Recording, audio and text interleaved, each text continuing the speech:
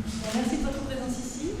Madame la préfète, monsieur le sénateur, madame la vice-présidente représentant monsieur le président du conseil départemental, madame la conseillère municipale représentant monsieur le maire d'Angoulême, monsieur le directeur départemental de la sécurité publique, monsieur le commandant du groupement gendarmerie, monsieur le délégué général du festival SFA, monsieur le réalisateur Jacques Doyon, monsieur le bâtonnier, mesdames et messieurs les intervenants partenaires invités de cette manifestation, mesdames et messieurs, je vous souhaite la bienvenue dans cette juridiction, dans cette conférence débat sur le thème de l'enfant en danger, au nom de tous les membres de cette juridiction, c'est-à-dire les magistrats du siège dont je fais partie, les magistrats du parquet représentés par madame le procureur, et tous nos greffiers qui sont des petites mains de cette tribunal et sans qui on ne peut pas travailler, les fonctionnaires, et maintenant les agents contractuels de la fonction publique.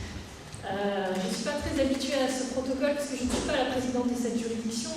Je remplace notre président qui est parti à d'autres fonctions, notre nouvelle présidente arrivant la semaine prochaine. Donc je vous souhaite à tous la bienvenue. J'ai été nommée pour remplacer le président parce que je suis la plus ancienne dans cette juridiction. La durée de vie du magistrat est pas très élevée. Je suis là depuis 7 ans, je ne suis pas encore un ancêtre, même si mes collègues me considèrent un peu comme ça. Je vais bientôt partir avant vous. En tout cas, pas physiquement. Je vous remercie. Ce que je regrette un peu, c'est qu'on est deux à être anciennes ici, moi et ma collègue juge des enfants. Et que je pense que ça aurait été pertinent que ma collègue juge des enfants présente cette conférence à ma place. Malheureusement, on est très peu cette semaine, elle est seule juge des enfants et elle officie dans la salle à côté. C'est un travail sérieux, donc son travail a pris le pas sur cette présentation. Donc c'est moi qui suis chargée de vous accueillir. Je suis quand même magistrat, même si je n'ai jamais été juge des enfants. Et c'est une problématique à laquelle on est confronté, la minorité, qu'elle soit en danger ou qu'elle soit... je dirais agressive, qu'elle soit auteur, auquel nous sommes confrontés, quelles que soient les fonctions qu'on occupe. Je vais essayer de vous expliquer ce que je fais pour que vous puissiez comprendre. Je suis magistrat civiliste, c'est-à-dire que je m'occupe de fonctions dans lesquelles le parquet n'intervient pas. Je règle des litiges entre des parties privées. Donc ça peut être des conflits de voisinage, des divorces, de la construction. C'est un métier dans lequel je suis plus préservée des émotions violentes que ma collègue juge des enfants. Et pourtant, dans le cadre de ces fonctions, j'ai aussi eu l'occasion de rencontrer des enfants en danger. Dans le cadre du JAF, on rencontre souvent des enfants en danger, mis en danger par la violence de leurs parents, qui est parfois verbale et qui peut les mettre en danger, mais aussi par la violence physique. Même si les enfants ne sont pas directement victimes de la violence de leur père, ils sont victimes du fait de voir que la façon dont leur père les avait confiés avec leur mère est en tapant dessus. Donc ça, c'est la première fois où j'ai pu m'apercevoir de la violence que subissaient les enfants dans le cadre de mes fonctions. Évidemment, j'ai été souvent confrontée à la violence sexuelle sur laquelle qui agit sur les victimes, qu'elles soient d'ailleurs filles ou garçons. Les garçons ne sont pas forcément protégés, contrairement à ce qu'on croit. En tant que vice-présidente, j'ai été JLT, c'est-à-dire que le week-end, je dois mettre en détention provisoire, dans le cadre d'une instruction notamment. On me demande, et je statue sur la détention provisoire de majeurs en général, et le week-end dernier, j'ai eu l'occasion de statuer sur un mineur de 15 ans qui était placé en foyer depuis ces 6 mois.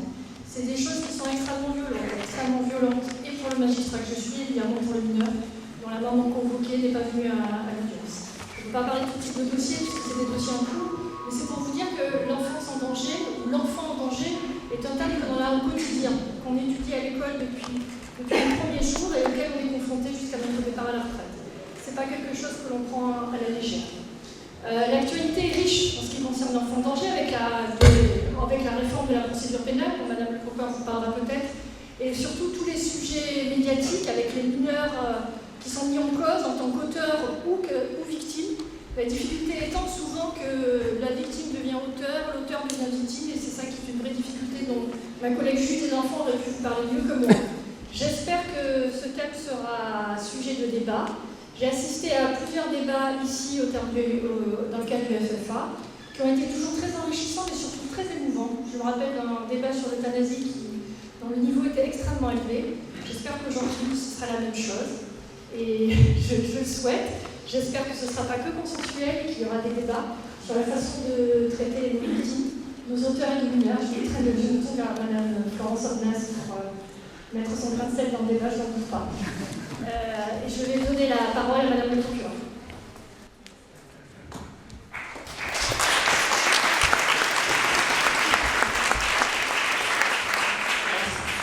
Si vous me permettez, je vais commencer par remercier Mme Milou d'avoir joué le jeu de cette présentation. de m'avoir aussi économisé cette litanie protocolaire. Elle est très attachée au monde judiciaire sur les présentations. Mika aussi son importance. Madame Brigitte Macron, Madame la préfète, Monsieur le sénateur, Monsieur le délégué général du Festival du film francophone d'Angoulême, Mesdames et Messieurs les hautes autorités, Monsieur le réalisateur Jacques Voyon, parce que si nous sommes réunis aujourd'hui, c'est autour de votre film, Monsieur le bâtonnier, puisque le barreau est à l'initiative de cette conférence, Mesdames, Messieurs, bien évidemment, je m'associe au mot d'accueil de Madame Oumiyou et souhaite à mon tour la bienvenue à l'ensemble des participants à cette manifestation, les intervenants, bien évidemment, les invités, mais aussi les partenaires et les festivaliers, parce qu'effectivement, c'est un plaisir de vous voir dans cette salle venir échanger, venir partager sur ce sujet. Cette année, et pour la première fois en ce qui me concerne, la juridiction renoue avec son traditionnel accueil du festival au sein du Palais de Justice, tradition à laquelle nous avions renoncé l'an passé, à regret, à cause de la crise sanitaire. Alors on peut dire qu'aujourd'hui tout n'est pas optimal, mais nous avançons pas à pas. Et c'est vrai que c'est donc avec envie, entrain, que nous avons répondu favorablement au souhait du barreau de la Charente de venir organiser son événement FFA au sein de la juridiction avec la tenue de cette conférence débat. Pour cette reprise, après un an d'arrêt, le sujet effectivement est de taille. C'est un sujet grave, c'est un sujet souvent douloureux, c'est un sujet par rapport auquel nous en sommes convaincus, les enjeux sont incontestables. Aujourd'hui, c'est aussi un sujet qui nous réunit et qui nous invite à la réflexion et à la mobilisation. J'en veux pour première preuve le nombre de personnes qui ont répondu favorablement à votre invitation, Monsieur Bâtonnier, pour assister à cette conférence. Et aussi, si vous me permettez, Madame Macron, j'en veux l'honneur de votre présence lorsqu'on sait votre intérêt et votre investissement dans le domaine de la protection de l'enfance, dans le domaine de la lutte contre les inégalités, contre la précarité, parce que l'on sait bien de nos places respectives que tout ça est en lien et a forcément des incidences sur la manière dont on traite et dont on suit, dont on accompagne nos enfants. Je terminerai ces propos introductifs pour laisser la place aux films et aux intervenants en vous confiant que pour le procureur que je suis, l'enfant en danger évoque trois choses, plus ou moins personnelles d'ailleurs. La première chose que cela évoque, c'est que cet enfant en danger, c'est une personne particulièrement vulnérable, ce qui, pour certains d'entre nous, a pu motiver des choix de carrière. Et c'est mon cas notamment, même si j'ai un peu dévié de cette fonction qui a été évoquée, juge des enfants, pour devenir procureur de la République, mais cette nécessité de protéger les plus faibles est au cœur, souvent, de la préoccupation des magistrats. C'est ensuite, et ça a été évoqué par Mme Goubillon, une des réalités du quotidien d'un parquetier. Les partenaires locaux présents aujourd'hui dans la salle pourront en témoigner. Cet enfant en danger, ces enfants en danger sont au cœur de nos préoccupations, de nos points de vigilance tout au long de l'année de l'exercice professionnel qui est le nôtre. Cela a été particulièrement vrai, il faut le dire, ces derniers mois avec la crise sanitaire, où les focus, notamment en lien avec les services de la préfecture, ont été mis sur ce sujet. C'est enfin et surtout, sans doute, l'affaire de nous tous. Et j'en terminerai par ça, parce qu'effectivement, je pense que c'est autour de cet intérêt commun pour l'enfant en danger que ce film nous réunit. C'est en tout cas ce qu'il a révélé, de mon point de vue, la possibilité d'interagir ensemble par la protection, par l'éducation, par l'intervention, par la répression aussi parfois, pour nous donner des outils, des leviers et devenir des acteurs, tous, de la protection de l'enfance. Je souhaite que vous passiez les uns et les autres un agréable et constructif moment au cours de cet après-midi et je vous cède bien volontiers la parole, Monsieur le Bâtonnier, pour l'ouverture de cette manifestation. Merci, Madame.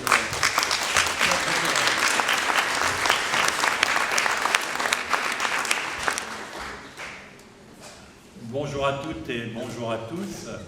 Comme bâtonnier de l'Ordre des avocats au barreau de la Charente, j'ai tout d'abord la grande satisfaction d'accueillir dans nos rangs Madame Brigitte Macron, qui, comme vous le savez, est l'épouse de notre chef de l'État, et qui a bien voulu consacrer quelques heures de son temps à notre manifestation annuelle à l'occasion du Festival du film francophone. Chacun connaît l'implication de Madame Macron dans tous les problèmes relatifs non seulement à l'éducation, mais à l'enfance en général et plus particulièrement à la protection de celle-ci. C'est donc un grand honneur que vous nous faites, Madame, d'être présente aujourd'hui, et c'est donc avec la plus grande joie que je vous remercie au nom de notre barreau d'être présente parmi nous aujourd'hui. Je dois remercier tout aussi vivement les personnalités qui ont fait l'effort d'assister à cet événement, tels que Madame la préfète, Monsieur François Bonneau, sénateur de notre département, Madame Villiers, vice-présidente du conseil municipal d'Angoulême et en charge des... Madame Faure, excusez-moi, j'ai fait une confusion, vice-présidente du conseil départemental et en charge des questions de l'aide sociale à l'enfance, tout comme Madame Faure, qui fait partie du conseil municipal d'Angoulême. Je remercie également Madame la Présidente, par intérim, et Madame la Procureure de nous avoir fourni les moyens de vous accueillir aujourd'hui. Je remercie enfin tous les invités qui ont fait l'effort également d'être présents, ainsi que tous mes confrères qui participent ou s'investissent dans cette manifestation. Depuis plus de 10 ans, notre barreau, en lien avec le FFA, organise à l'occasion du festival une conférence débat en rapport avec un thème de société et en lien avec un film projeté dans le cadre du festival. Les sujets et les thèmes abordés ont été divers et variés au fil des années. Ça a pu être la francophonie, ça a pu être la fin de vie, ça a pu être l'œuvre de justice, ça a pu être la pédophilie, etc., etc. Chaque manifestation a été à l'origine de débats particulièrement intéressants, particulièrement enrichissants, qui ont permis de débattre dans une ambiance apaisée, si j'ose dire, de questions qui sont notre quotidien à tous. Aujourd'hui, c'est ce qui vous a été rappelé par Madame la Présidente et Madame la Procureure, c'est l'enfant en danger qui est au centre de cette conférence débat. Alors c'est un thème qui nous intéresse bien entendu chacun comme citoyen dans notre vie courante, dans nos actions, le cas échéant, auprès de nos enfants ou de nos petits-enfants, dans le cadre de l'éducation, dans le cadre des informations que nous recevons et qui nous sont prodiguées. De la sorte, c'est Monsieur Nicolas Battu, journaliste au Point, qui va se charger de l'animation du débat qui va suivre dans les minutes qui viennent, après une projection d'un court extrait du film de Monsieur Jacques Doyon qui est projeté dans le cadre du festival du film francophone. À cette occasion, vous seront présentés les différents participants à cette conférence débat. Je n'en aurais pas fini sans remercier Dominique Bénéard, dont nous connaissons l'implication et l'attachement au festival à l'origine duquel il se trouve et sans lequel nous n'aurions jamais été là aujourd'hui. Et enfin, à titre personnel, je tiens à remercier mes confrères, en particulier le bâtonnier Béthune de Moreau, qui a consacré tout son temps et toute son énergie avec un certain nombre de mes confrères pour que cette journée soit une parfaite réussite. Je vous remercie donc tous de cette attention pour ces quelques mots et je vais donc, après la diffusion de ce film, donner la parole à Monsieur Battu.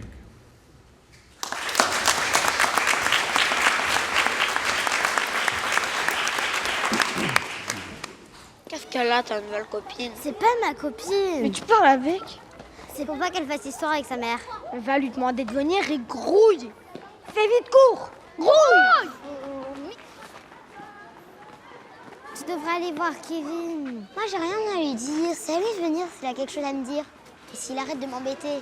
Allez, vas-y, comme ça s'arrange. Oui, au moins, il y aura plus d'histoire avec sa mère après. Allez, fais vite, là. Un grouille, là.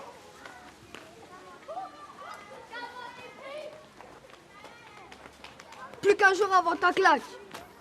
Alors?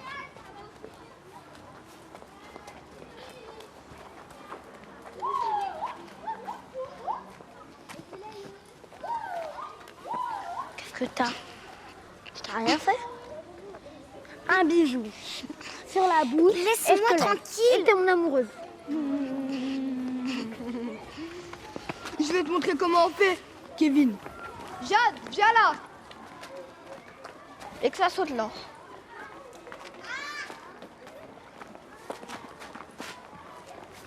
Vas-y, mets-toi là, toi. Un bisou sur la bouche. Et tu deviens mon amoureuse. Et je te laisse. C'est ça la base, Kevin. D'accord. Allez, c'est bon, et que ça saute. Allez, viens. Un bisou sur la bouche. Et après, je te laisse. Et moi, je veux pas t'embrasser et tu me parles à 1 mètre au moins. Normalement, moi, je te pousse par terre et je te donne un gros coup de pied. Alors vas-y. Non, je veux pas. Et je vais dire un truc, mais pas à côté des autres. Jade! Viens là, Jade! Vas-y, cours! C'est parce que je te trouve belle. C'est pour ça. Alors, tu m'embrasses et t'es mon amoureuse. Moi, je veux pas t'embrasser. Sérieux? Tu vas voir. Tu me touches pas! Tu me touches pas. Non. Arrête. Tu vas voir si tu l'ouvres ta petite bouche. Viens, Kevin.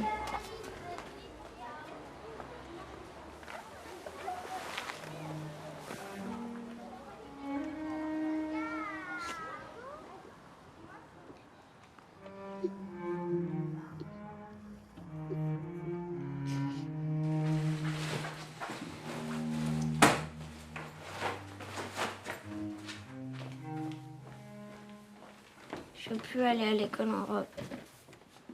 Est-ce que l'esprit de l'ordonnance de 45, qui considérait que le mineur délinquant était aussi un enfant qu'il fallait protéger, bien est-ce que l'esprit de cette ordonnance demeure? Il y a plein de questions que nous allons poser à nos invités. Jacques Doyon, d'abord, réalisateur du film C'est le 2 et puis de bien d'autres chefs-d'œuvre. Morgane Schiff, qui est à ma gauche, maréchal des logis chef. Vous êtes affecté à la communauté de brigade et vous êtes une enquêtrice spécialisée dans la prise en charge des mineurs. Nous avons Madame la vice-procureure de la République du tribunal judiciaire d'Angoulême, Madame Élise Bozolo, et vous suivez, je crois, au parquet notamment les dossiers qui mettent en cause ou dont les victimes sont des mineurs. Maître Virginie Morneau, avocat au barreau de la Charente, présidente du Centre d'information du droit de l'enfant, vous défendez de nombreux enfants. Et puis ma consoeur admirable Florence Aubenas, journaliste au Monde, écrivaine, la connue de la Poste, son dernier récit, son dernier livre saisissant, connaît un grand succès.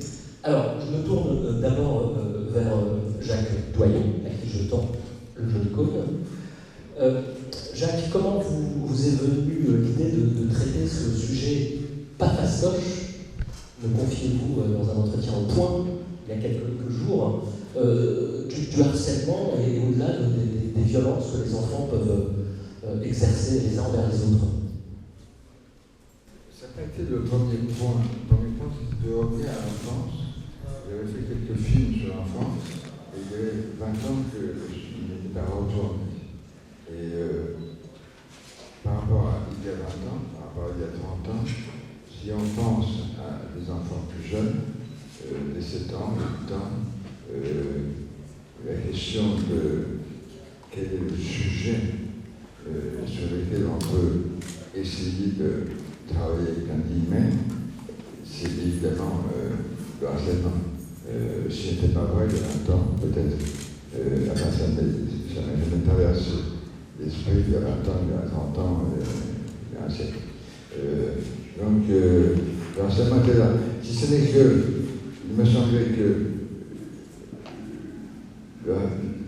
le harcèlement est plus spectaculaire, si je veux dire, pardon pour ce qualificatif, du côté du collège, mais qu'il existe, peut-être même statistiquement, en plus grand nombre peut-être, du côté de l'école primaire. On peut aussi parler du harcèlement peut-être à l'école maternelle.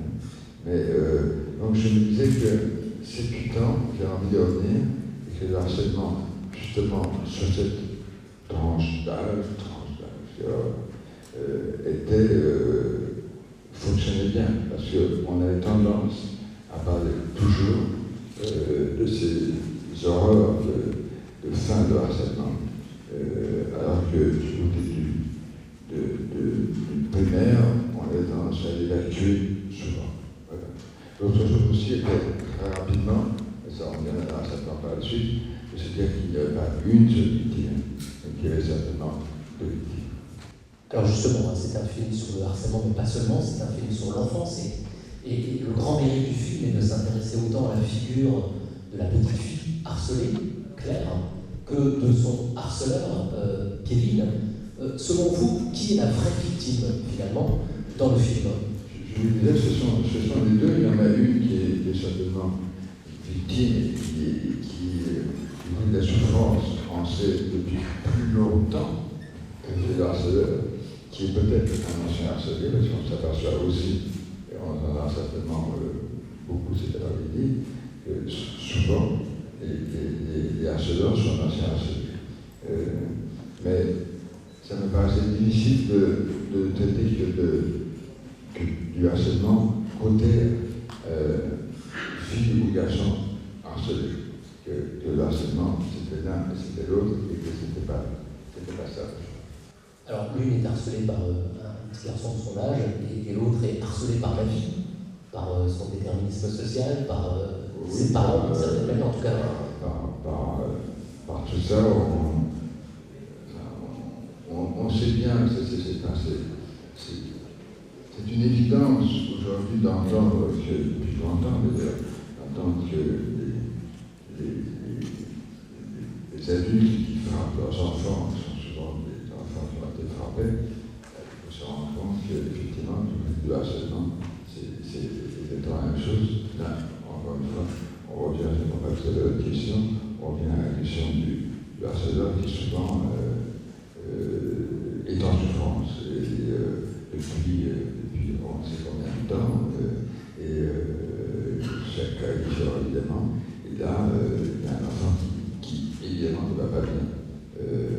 En même temps, je ne pouvais pas faire un film seulement sur harcèlement et seulement sur harcèlement qui se terminerait de façon catastrophique.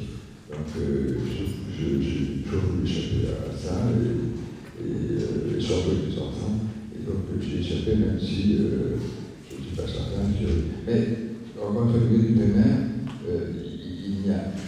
Ça peut exister, mais en moindre nombre, c'est catastrophe d'enfants qui décident de mettre fin à leur vie.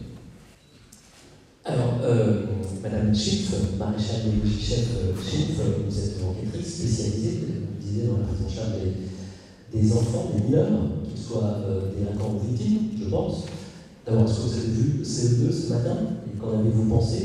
Et je vous pose la même question, selon vous, qui est la vraie victime du film? En tout cas, quel est le mineur le plus en danger?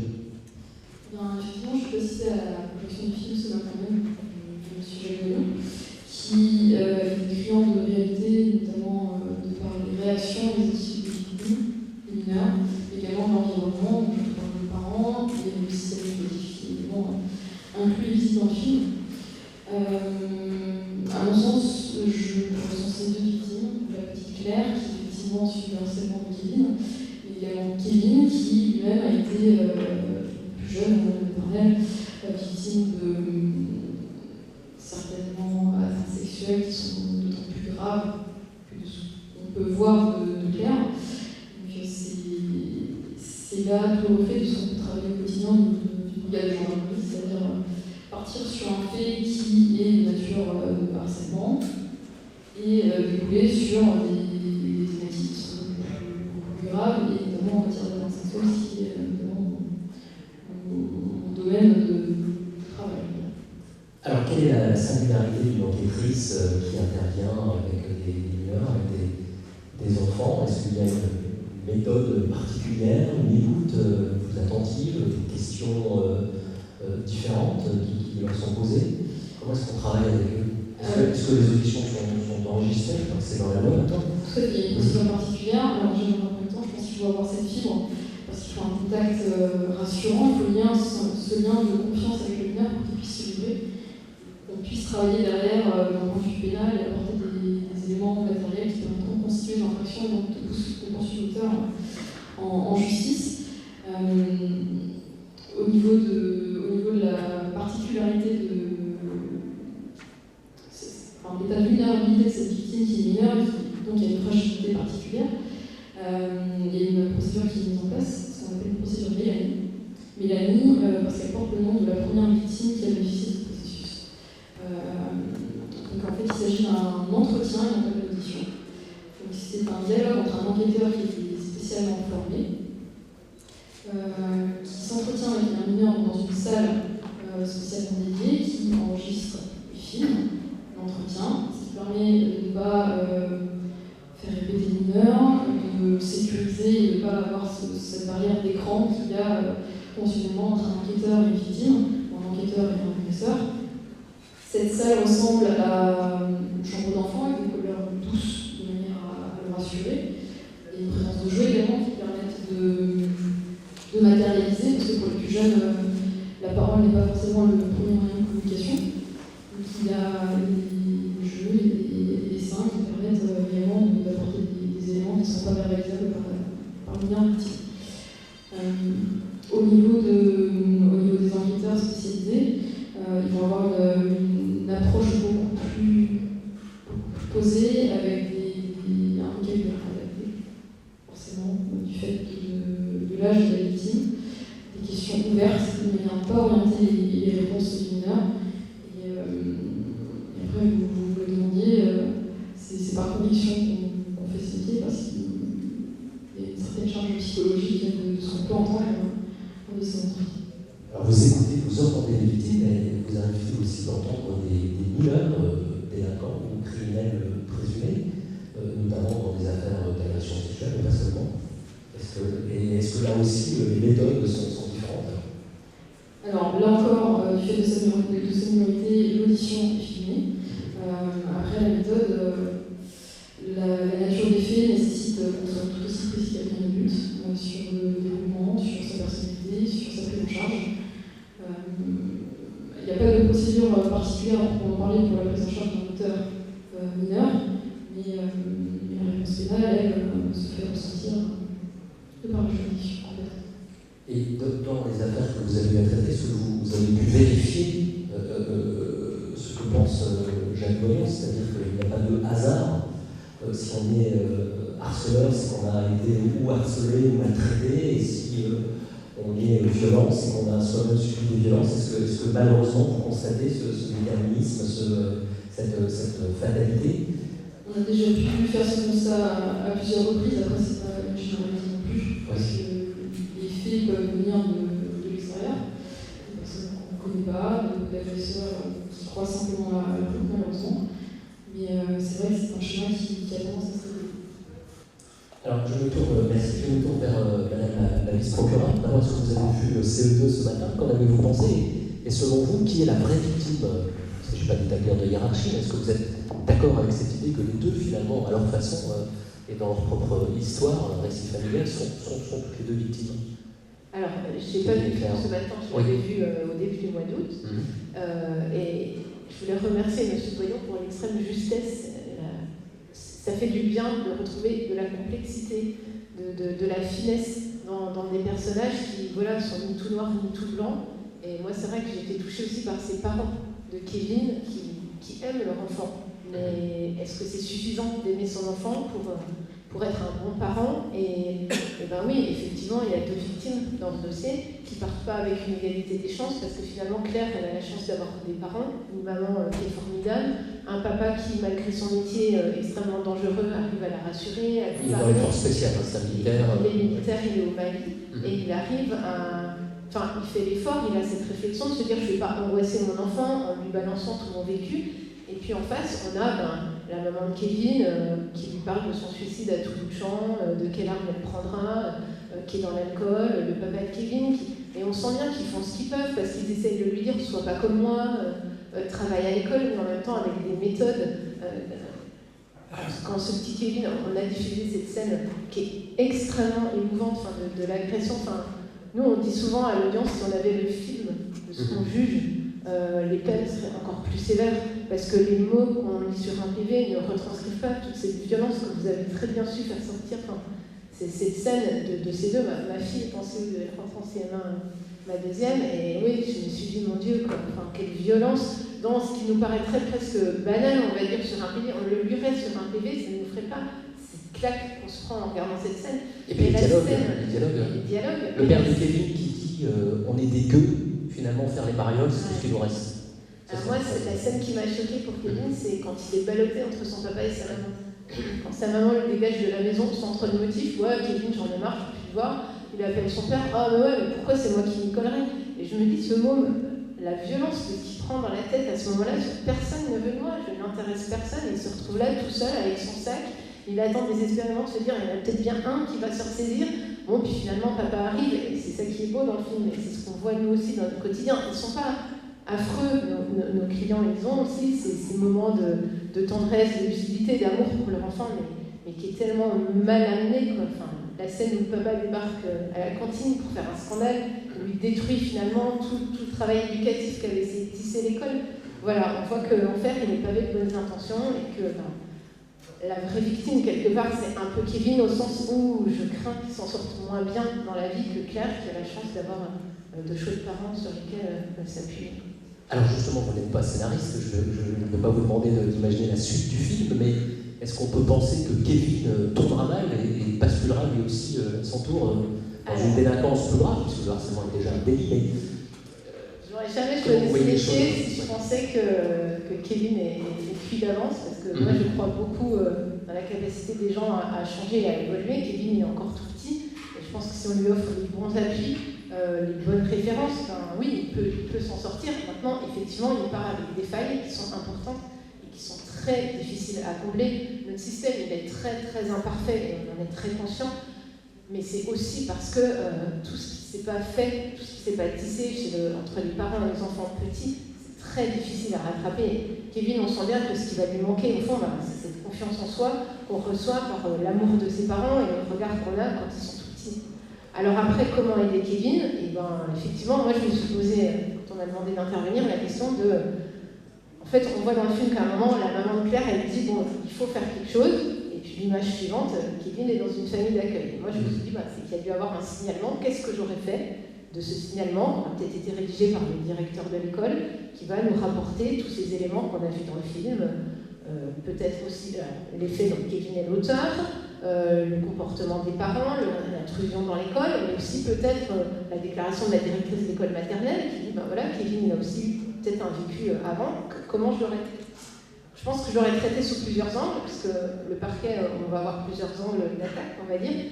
Un angle pénal, bien sûr, parce que le harcèlement, c'est grave. Alors, c'est des tout petits enfants, et la question se posera, on va dire, d'autant plus avec l'entrée en vigueur de la réforme dans quelques semaines, puisque maintenant, il y aura une présomption d'irresponsabilité du mineur de moins de 13 ans, c'est-à-dire que, sauf à démontrer par un certain nombre d'investigations complémentaires que cet enfant, il a le sens des responsabilités, qu'il a le discernement, on ne pourra plus le poursuivre au pénal du tout, ni devant un tribunal, ni de la part d'autres mesures. Parce que là, il y a une grande ambiguïté actuellement. Il n'y a pas d'âge pour marquer la responsabilité. Exactement. Le mineur capable de discernement. Voilà. Et là, donc, on va avoir un seuil avec une présomption simple. Voilà. Après, ça va être à nous de nous en saisir et de voir comment on renverse parfois cette présomption parce qu'on estime que le mineur est responsable. Et ça va être une vraie difficulté parce que je pense qu'il va falloir faire appel à des psychiatres et que les psychiatres, on n'en a déjà pas beaucoup, des pédopsychiatres encore moins, et qui sont déjà débordés de travail. Donc voilà les inquiétudes dans lesquelles on est. Et après, évidemment, le pénal, c'est loin d'être la réponse à quoi que ce soit. Mais je pense que dans la situation de Kevin, ce qui serait intéressant, et je pense que c'est Madame Chine qui l'aurait fait comme ça, c'est on serait rentré par pourquoi tu fais ça, Kevin ? Pourquoi tu as été mettre ta main dans la... Voilà. Et qu'est-ce que toi, tu as vécu qui t'a amené à faire ça?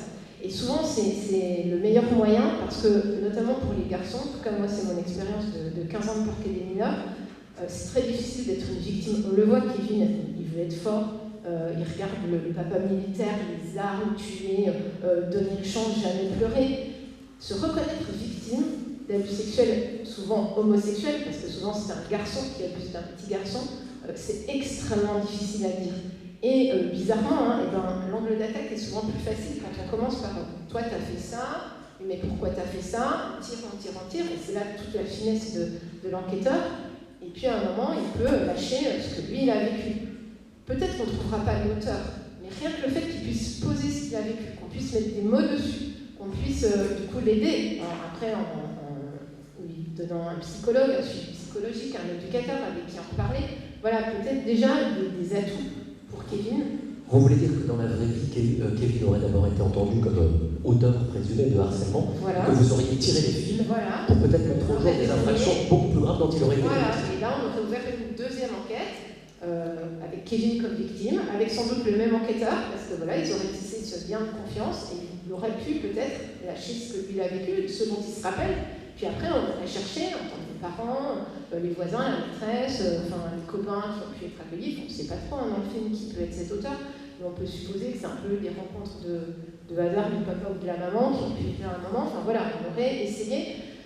Alors, à la fois, parce que c'est important de trouver l'auteur de ces abus sexuels, mais je pense aussi pour, même si ça ne fait pas tout, être reconnu dans sa qualité, mettre des mots sur ce qu'on a vécu, ça aide à se construire. Et puis après, il y a tout l'accompagnement éducatif, parce qu'évidemment, le deuxième angle sur lequel j'aurais envisagé ce signalement que j'aurais reçu du directeur d'école, c'est l'assistance éducative, c'est-à-dire aller apporter de l'aide à Kevin dans l'intérêt de Kevin.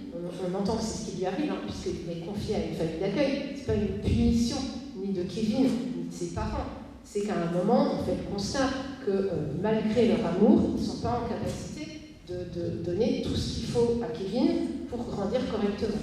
Et après, c'est tout la finesse de la prise en charge de l'assistance éducative, tomber dans la bonne famille, trouver le bon éducateur, on dit un tuteur de résilience. C'est des fois un enfant, il rencontre sur sa route un entraîneur, ça peut être n'importe qui va devenir une sorte de modèle positif et qui permet à plein de Kevin de s'en sortir, parce que voilà, ce qui est important quand même de dire, quand on a commencé par tous ces faits divers sanglants, c'est que 80% des mineurs délinquants qui délinquent une fois ne reviendront jamais devant la justice pénale. L'adolescence, c'est aussi l'âge de la transgression. Et après, dans ces mineurs, ces 20% qui restent, on reverra souvent, mais il y en a déjà plus de 80% qu'on connaît déjà, parce que c'est des enfants qu'on a suivis en assistance éducative, et il y en a qui s'en sortent. Il y en a aussi qui... Alors, ils ne deviennent pas tous prix Nobel, mais en tout cas, ils arrivent à se creuser une petite vie honnête, et on le voit régulièrement, et c'est toujours très touchant, des fois, devant le tribunal pour enfants, on juge des faits de vol, et ça m'arrive encore il n'y a pas très longtemps, un cambriolage d'un garagiste. Le garagiste, il est là, et on lui donne la parole en tant que victime, et il dit moi j'étais un mineur délinquant, j'ai été dans un foyer, voilà mon gars, faut t'accrocher, moi je me suis construit.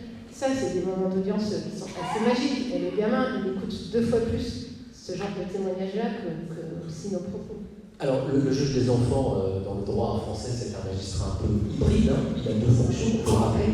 D'abord, c'est le magistrat qui protège les enfants en danger, et puis c'est aussi celui qui prend en charge, qui juge, et qui réprime aussi les mineurs délinquants. Alors, l'ordonnance de 1945, philosophiquement, considérait que le mineur délinquant était intrinsèquement peut-être lui-même un enfant en danger. Vous êtes parquetière, vous n'êtes pas juge, vous êtes procureur, vous êtes celle qui accuse. Vous représentez la société, vous réclamez la répression. Est-ce que vous partagez quand même cette philosophie? Est-ce qu'elle subsiste? Parce que, disons-le, le courant de la société va quand même vers de plus en plus de répression, y compris envers les mineurs. On considère de moins en moins qu'ils sont des victimes quand ils délinquent, comme vous dites, et qu'ils sont de plus en plus de vrais sauvageons, pour reprendre l'expression de... Mais c'est en ça que le film de M. Vaillon le fait du bien. Mais vous en pensez quoi en tant que parquetière? J'en pense exactement comme les juges des enfants. Je pense que l'éducatif est le fondement de la prise en charge des mineurs délinquants. Moi, je vous dis, ça fera bientôt 20 ans que je suis magistrat, ça fait plus de 15 ans que j'étais magistrat des mineurs. Je n'ai jamais rencontré un vrai méchant qui aurait toutes les chances de départ, des parents formidables, une famille formidable, tout, voilà, et qui aurait décidé, par pure méchanceté, de devenir délinquant. Non. Derrière chaque mineur délinquant, on trouve ces histoires de vie compliquées. Alors ça peut être plein de choses, hein. Ça peut être un papa qui est absent, un parent qui s'est suicidé, qui est mort de maladie, ça peut être des difficultés sociales, économiques, d'insertion, ça peut être plein de choses. Mais la prévention de la récidive, elle passe par ça, trouver le bon atout, réprimer à tout craint, ça n'a pas de sens. Oui, juger les mineurs délinquants, c'est exactement comme élever un enfant. Moi, c'est ce que je dis toujours, c'est que on promet une punition, la punition arrive et il faut que la parole soit tenue. Voilà. Ensuite, il faut adapter le niveau de punition, il faut adapter la nature de la punition à quelque chose qui ait du sens. Enfin, ça ne sert à rien de se dire qu'on va enfermer des enfants dans des prisons, puis après ils iront mieux. On sait que ce n'est pas le cas. Alors des fois, il n'y a pas le choix, parce que les faits sont extrêmement graves, parce qu'on est arrivé au terme de quelque chose et qu'il faut que la punition elle tombe, parce qu'on a dit, si tu recommences, si tu ne respectes pas ton contrôle judiciaire, tu iras en détention. Et le très gros problème qu'on retrouve très souvent chez nos mineurs délinquants, c'est des adultes qui ne tiennent pas parole, dans un sens ou dans l'autre. Et nous, on est là pour dire ce que je t'ai promis, je le fais. Ce que je fais, je te l'ai dit d'avance. Voilà. Et je pense que déjà, rien quand on tient ça, le mineur, il est rassuré parce que quand il arrive devant nous, il sait comment ça va jouer. Ça n'empêche pas d'entendre sa souffrance, de la comprendre, de chercher des solutions pour derrière. Quand on parle de l'incarcération des mineurs, on n'incarcère pas un mineur en se disant on verra dans 6 mois ce qu'on en fait. Non, tout de suite derrière, il y a les éducateurs de la protection judiciaire de la jeunesse, on leur dit voilà, il faut qu'on réfléchisse, il faut qu'on trouve une solution, un établissement adapté. Enfin, c'est ça notre travail qui peut parfois aider des personnes à s'en cesser. Et il y a un âge minimum pour être incarcéré quand on est mineur. C'est très important. Alors, un nouveau code de justice pénale des mineurs va entrer en vigueur dans quelques semaines. On l'a dit, le garde des Sceaux, Éric Dupond-Moretti l'a présenté il y a quelques jours à Marseille, je crois. Il n'y avait pas de code de justice des mineurs, mais simplement une ordonnance qui est annexée dans le code pénal. Qu'est-ce que ça va changer, ce nouveau code, ce nouveau corpus? Alors après, quelle est la grande révolution, s'il y en a une, de ce code, ou est-ce que c'est simplement on ramasse tous les textes qui les concernent dans un code, ou est-ce qu'on innove? Alors, il y a des innovations. Alors, je pense que le fait de ramasser les règles dans un code, pour nous, ne changera pas grand-chose. Ce qui change, c'est effectivement les règles nouvelles qui sont introduites. Deux règles, celle de la présomption d'irresponsabilité dont on a parlé, qui moi me questionne un peu parce que finalement on va passer de rien jusqu'à 13 ans à partir de 13 ans vous avez l'âge d'aller en prison, voilà, et je trouve que quand même, voilà, peut-être on va y perdre des choses, mais ça on verra comment ça va jouer dans la pratique.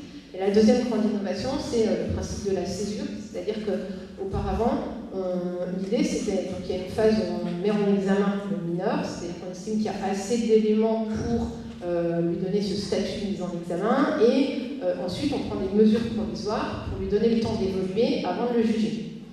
Dans un système qui fonctionne, on va dire dans une petite moyenne juridiction, qui a des délais acceptables, moi je trouvais que c'était un très bon système parce que ça permettait de venir une seule fois à l'audience avec parfois un gamin qui avait bien évolué, qui avait eu le temps de réfléchir à ce qu'il avait fait, qui avait quelque chose à dire. Et pour une victime, elle ne vient pas chercher des sous, elle ne vient pas chercher une peine. Souvent, elle vient aussi chercher quelque chose. Pourquoi moi? Pourquoi ça s'est passé? Et c'est intéressant que le mineur ait eu le temps d'y réfléchir et d'avoir quelque chose un petit peu intelligent à dire. Enfin, voilà. Le problème, c'est que effectivement, on a une justice qui est en difficulté, notamment avec les délais, et que du coup, ça faisait des mineurs qu'on jugeait quand on les jugeait, parfois des années après. Donc, effectivement, là, avec la césure, on va juger tout de suite et attendre pour proposer la peine. Donc, on marque un coup d'arrêt, on marque le coup par une déclaration de culpabilité, voilà. Et on prend un peu le temps ensuite de réfléchir à la peine la plus adaptée. Ça l'esprit. Voilà. Mais avec cette difficulté que du coup la victime n'entendra peut-être plus non plus ce qu'elle pouvait entendre au stade du procès. puisque la peine, on la décidera plus tard sans elle. Alors, ça lui apporte le fait qu'elle est reconnue tout de suite en qualité de victime et tout de suite indemnisée. Voilà, moi je vous dis après, c'est que l'indemnisation, c'est pas tout. Mais on verra. De toute façon, il faut d'abord qu'on pratique cette réforme pour ensuite pouvoir... Non, normalement, la peine ne concerne pas la victime, elle est partie civile, elle n'est pas procureur ou juge. Non, elle n'est pas procureur. Mais, et c'est pas elle qui décide de la peine. Mais si un mineur, par exemple, commet un acte d'abus sexuel, il vient, il est jugé, on le déclare coupable, il nie bien les faits. La victime, tout ce qu'elle entendra, c'est ce déni, une décision tombe, il est reconnu coupable. Elle ne sera pas là à la phase, peut-être dans 6 mois, 1 an, où il aura maturé, on lui aura donné à réfléchir, il aura eu un suivi, il aura révélé lui-même les faits qu'il a subis, et la victime pourra entendre à l'audience peut-être des choses plus intéressantes pour elle, voilà. Parfait. Alors, je me tourne vers la défense, cette fois-ci, après l'accusation. Défense, alors peut-être partie civile ou défense pure, je ne sais pas. Donc, merci d'être là, maître Virginie Borneau. Donc, vous êtes au barreau de la Charente, présidente du Centre d'information des droits de l'enfant. D'abord, vous avez vu le film de Jacques Doyon. Qu'en avez-vous pensé? Qui, selon vous, mérite le plus d'être protégé? Quelle réponse apporter? Voilà. Et puis, ensuite, je dirais peut-être quelles sont les infractions qui touchent aujourd'hui le plus les mineurs et comment cette délinquance a évolué. Mais d'abord sur le film de M. Doyon. J'ai eu la chance de voir ce film ce matin et je trouvais qu'il restituait avec beaucoup de réalisme et de finesse les situations qui sont malheureusement celles que nous avons à connaître au quotidien. Pas caricature, que ça soit, et notamment, je veux dire, pour les parents Kevin, je trouvais que c'était extrêmement bien vu et du coup très intéressant de voir cette approche qui permettait de voir effectivement à l'origine du film une victime, un auteur, et à la fin du film deux victimes. Alors nous le savons, les choses ne sont pas aussi manichéennes qu'on pourrait imaginer, et notamment chez les enfants, l'enfant auteur est souvent un enfant qui va manifester son mal-être, qui va manifester ce qu'il ne peut pas exprimer par la violence ou par des comportements inadaptés. Donc en cela, j'ai trouvé le film particulièrement intéressant et surtout, la problématique de la parole de l'enfant était extrêmement bien rapportée chez Claire, mais aussi chez Kevin. Alors Claire, c'est vrai que c'est une petite fille qui évolue dans un milieu extrêmement bienveillant, où il y a beaucoup d'écoute, où il y a beaucoup d'échanges, et cet enfant arrivera à parler. Mais on l'a noté, et c'est là que je trouve que le film fait preuve de beaucoup de finesse, elle arrivera à parler, mais elle ne dit pas forcément tout. Parce que si elle n'a pas le poids du silence qui lui est imposé, il y a quand même ses amis qui lui suggèrent de ne pas forcément tout dire à sa maman. Et malgré tout, elle y arrivera. Alors qu'on l'a compris, Kevin, qui, c'est assez transparent, a été victime d'abus sexuels quand il était enfant, parce qu'on le sait, ces comportements hyper émotisés chez des enfants très jeune âge sont souvent le reflet des agressions sexuelles qu'ils ont pu subir. Et ce petit Kevin, lui, n'a pas eu le droit de parler. Il n'a pas pu lorsqu'il était petit, et en grandissant, il ne peut pas plus s'exprimer.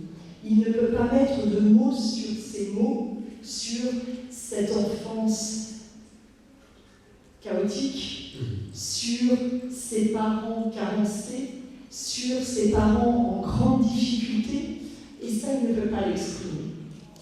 Et je crois que tout l'enjeu de la défense des mineurs, et en tout cas, c'est vrai pour l'enquêteur, c'est vrai pour le parquet, mais c'est particulièrement vrai pour l'avocat d'enfant, c'est d'arriver à libérer cette parole, aider l'enfant à se confier sur ce qu'il a vécu évidemment, mais se confier aussi sur ce qu'il ressent et l'aider à être reconnu comme victime par la justice, mais à se reconnaître lui-même victime. C'était le cas du petit Kevin qui est victime de maltraitance intrafamiliale, et pour ses enfants, dénoncer, accuser un des parents ou les deux parents, c'est prendre des risques, prendre le risque d'être éloigné de ceux que malgré tout il aime. Et je trouve que Kevin était dans cette situation, puisqu'on voit qu'il a un certain attachement pour chacun de ses parents, malgré leurs difficultés. Cette maman, comme on en connaît malheureusement beaucoup, devant le juge des enfants ou dans l'enceinte de ce tribunal correctionnel, voire de la cour d'assises, eh bien, on sent que cet enfant est attaché à ses parents et que ce placement va être difficile. Alors là, j'aurais juste une observation sur cette famille d'accueil que, pour le coup, j'ai trouvé on n'a pas envie d'y aller, hein, chez peu bienveillante. Alors, de résilience, oui, je me permettrai juste de faire part de mon expérience, et c'est peut-être excessif, mais je vais dire de mon émerveillement devant la très grande majorité des familles d'accueil, qui apportent tellement d'amour, tellement de chances de résilience à ces enfants, que la famille du film n'était pas tout à fait à l'auteur de ce qu'on voit le plus souvent, mais ça existe aussi.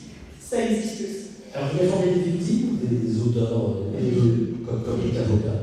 Les deux, avec une particularité, puisque au sein d'une association qui s'appelle l'APID, l'Association pour la protection de l'information et la défense de l'enfance, qui est à Angoulême depuis plus de 30 ans, les avocats de l'APID ont fait le choix radical, quand on connaît notre vocation de défendre tout le monde, nous avons fait le choix de ne jamais défendre de personnes ayant porté atteinte à des enfants, y compris un mineur, auteur sur un autre mineur. Alors pourquoi?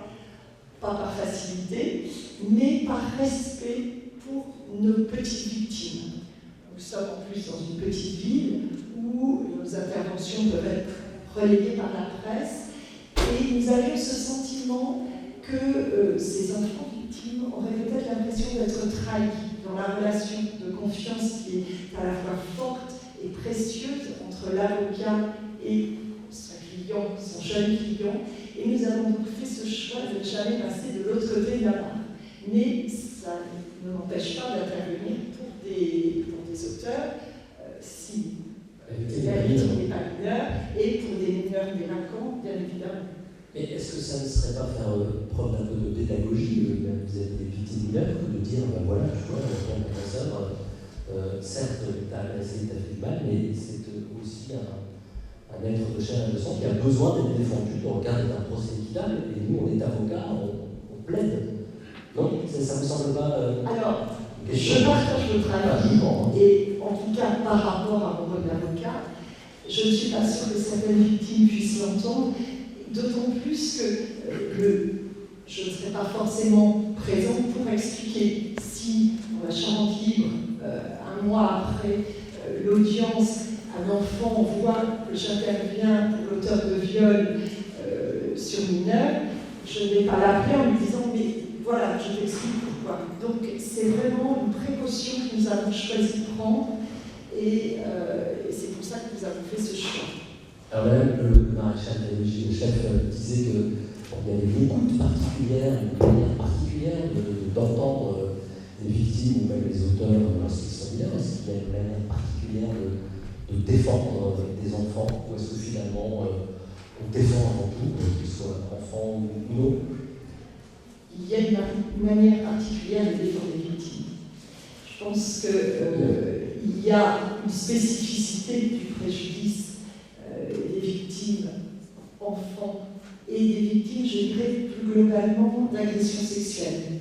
Parce qu'on retrouve les mêmes, malheureusement, les mêmes traits et les mêmes souffrances chez une femme victime de violences conjugales ou d'une agression sexuelle que chez un enfant qui subit ce type d'agissement. Et j'ai relevé dans le film quelque chose que je trouve important de relever, et c'est pas si évident, et c'est pour ça que je pense que M. Doyon a dû bien s'entourer aussi pour toucher la spécificité de la psychologie des victimes, lorsque la petite Claire, alors j'ai noté, disait à sa maman « j'en ai honte ». et papa risque d'avoir honte. Et elle disait un peu plus tard, pourquoi ça tombe sur moi? Et je trouve que ces éléments de honte et de culpabilité chez les victimes sont des éléments souvent méconnus. Nous avons le sentiment que celui qui doit avoir honte, celui qui doit se sentir coupable, c'est l'auteur. Et avec cette inversion de culpabilité que connaissent bien les psychologues, je rencontre, comme tous ceux qui peuvent intervenir, évidemment les psychologues et les psychiatres qui interviennent auprès des enfants victimes, nous rencontrons des enfants qui ont honte de ce qu'ils ont subi et qui se posent cette question terrible du « pourquoi moi ?» Qu'ai-je fait pour qu'il m'arrive cette situation? En quoi suis-je fautif? Et ça, c'est quelque chose de très spécifique aux victimes en général, et plus particulièrement aux enfants victimes. Et c'est là que le rôle de l'avocat est aussi important. Alors, je ne suis pas psychologue, je ne suis pas thérapeute, mais dans cette relation de confiance, cette très belle relation de confiance que l'on peut nouer avec ces enfants victimes, c'est important aussi de leur redire tu es victime et tu dois te reconnaître comme victime. L'auteur, c'est lui. Et tu ne dois pas te sentir responsable du fait que ton père, tes parents, ton beau-père va comparaître devant un tribunal. Tu ne dois pas te sentir responsable de la mesure d'assistance éducative qui va être mise en place pour te protéger. Tu ne dois pas te sentir responsable placement qui va être mis en place, qui va être organisé. Et ça, c'est quelque chose aussi de particulier à la défense des enfants victimes. Alors, est-ce que les enfants sont plus en danger aujourd'hui qu'hier, ou est-ce qu'il y a simplement une prise en compte plus grande de la société? Est-ce que les enfants sont plus violés, agressés sexuellement, harcelés aujourd'hui qu'ils ne l'étaient hier? On ne parle pas du cyberharcèlement, on parlera dans un instant, mais est-ce que c'est la réaction de la société qui a changé, ou est-ce que les choses se sont aggravées? Je pense que c'est la réaction de la société qui a changé le regard sur ces situations et la réponse pénale. Et j'en prends pour exemple le nombre de situations où je reçois une jeune fille, un enfant victime, et où la maman confiera « j'ai vécu la même chose ». Mais à l'époque, on n'en parlait pas. Alors, la délinquance sexuelle, on en parle beaucoup, il y a tout un débat autour de la prescription. Alors c'est vrai qu'il y a une prescription particulière pour les enfants mineurs victimes d'agressions sexuelles. Est-ce que vous êtes favorable, comme certaines associations, à une imprescriptibilité des infractions sexuelles commises sur des mineurs, ou est-ce que, comme Marie Lozé, une de vos illustres consoeurs, qui va sortir un livre dans quelques jours sur ce sujet, qui s'appelle Éloge de la prescription, est-ce que vous pensez que la prescription doit demeurer, y compris pour ces crimes horribles et odieux? Alors ça reste un réel problème, et selon moi, avant tout un problème de preuve. Problème de preuve qui est inhérent à ces situations qui, en général, se font dans un huis clos où il y a peu de témoins. Donc on a toujours ce problème de preuve qui, avec le temps, peut se révéler encore plus difficile. Et lorsque l'on a la parole de l'un contre la parole de l'autre, c'est extrêmement complexe de voir où est la vérité et de pouvoir aller jusqu'au bout de ce que la victime peut attendre, c'est-à-dire d'être reconnue victime, puisque, comme le disait Madame le vice-procureur, bien évidemment, ce ne sont pas les dommages d'intérêt qu'attendent les enfants, et ils font preuve d'ailleurs de beaucoup de sagesse par rapport à ça, lorsqu'ils sont en âge de comprendre qu'il y aura aussi une réparation matérielle la plupart du temps. On comprend tout à fait que ce n'est pas la question et que je demande juste à être reconnu comme victime et voir l'auteur puni.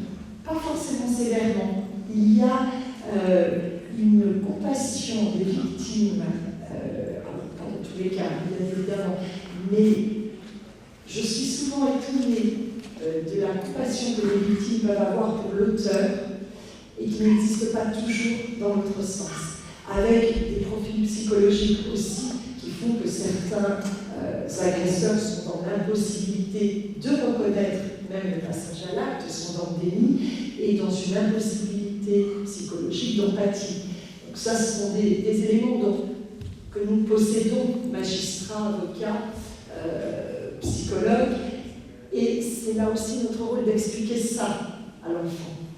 Mais au-delà de ce problème effectivement de preuve, il faut aussi laisser le temps aux victimes de pouvoir parler à ces jeunes femmes après un accouchement, de révéler ce qu'elles ont vécu l'enfant parce qu'elles n'ont pas pu le dire avant. Et c'est lorsqu'elles deviennent maman, lorsqu'elles se disent peut-être que ma fille connaîtra la même chose, peut-être que je ne saurais pas la protéger, il faut que je parle. Alors il y a quelque chose qui a changé, ce sont les réseaux sociaux, les téléphones portables, on l'a vu dans les tragiques faits divers que j'évoquais tout à l'heure, ils jouent un rôle important, on va faire Mila aussi de manière un petit peu paroxystique.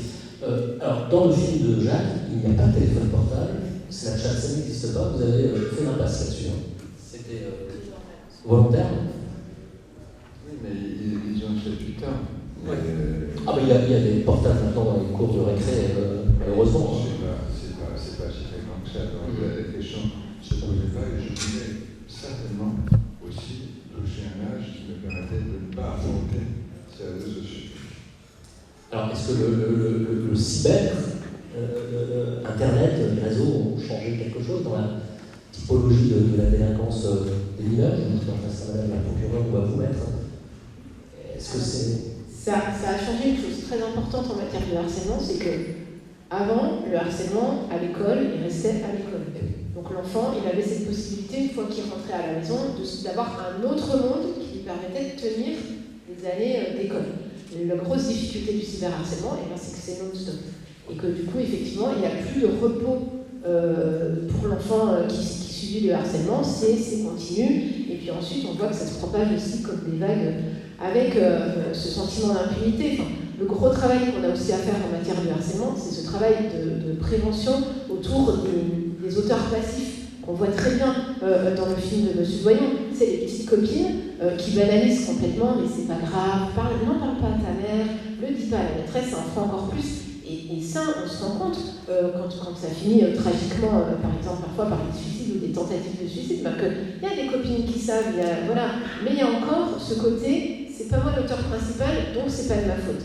Et du gros travail qu'on a à faire dans les écoles, c'est vraiment, et c'est déjà fait, c'est d'aller dire, quand vous savez, vous êtes responsable. Quand vous rigolez des blagues, quand vous retweetez, quand vous transférez des messages, vous rendez aussi auteur de harcèlement. Alors évidemment, après, là encore, les réponses pénales sont difficiles parce qu'on ne va pas commencer à poursuivre tout le monde pour un mot, déjà il faut l'établir, et puis ensuite c'est compliqué. Mais ce qui est très important, c'est qu'il y ait cette prise de conscience chez les ados, des conséquences que ça a pour la victime, d'avoir juste un tweet, juste un geste. Vous êtes d'accord, madame, avec ce qui vient d'être dit sur les réseaux sociaux? Est-ce que ça change beaucoup de choses? Comme le disait Madame Deleuze, effectivement, ça va plus vite, ça va plus loin. Oui. Parce que ça ne se contente plus au cercle scolaire, ça s'envenime très rapidement et dans toutes les sphères possibles. Au niveau de la gendarmerie, parce que vous l'avez dit tout à l'heure, il y a des permis Internet. C'est une mesure qui a été mise en place pour intervenir auprès des classes de CM2. Donc juste avant d'entrer en collège, là où, comme disait M. Doyon, on commence à développer un petit peu tout ce qui est la connectivité et puis les réseaux sociaux. Donc ça permet de sensibiliser ce jeune public à l'enjeu d'un retweet, à ce message qui s'est par derrière, à tout ce qui traite du cyberharcèlement en temps normal ou au sens large. Donc, alors sur les réseaux, il n'y a pas que du harcèlement, il y a aussi des atteintes à l'intimité, les revenge porn, quand on publie une photo d'adolescents dénudés ou des choses qui sont quasi-agressions sexuelles. Est-ce que c'est des choses que vous rencontrez dans votre pratique d'avocat, Maître Randon? Alors je pense à un dossier qui est venu dans la cour d'assises des mineurs pour tentative d'assassinat récemment, où en plus du passage à l'acte, il y avait une succession de SMS, des messages sur Facebook qui étaient extrêmement violents. Ces menaces de mort qui, comme ça vient d'être dit, allaient au-delà des rencontres entre les protagonistes et qui suivaient quotidiennement et sans limite la vie de la jeune victime. Donc effectivement, ce sont des choses extrêmement difficiles. Alors, à la fois, ça devient presque un atout pour la justice et pour les investigations policières ou de la gendarmerie, c'est que maintenant, on a les preuves.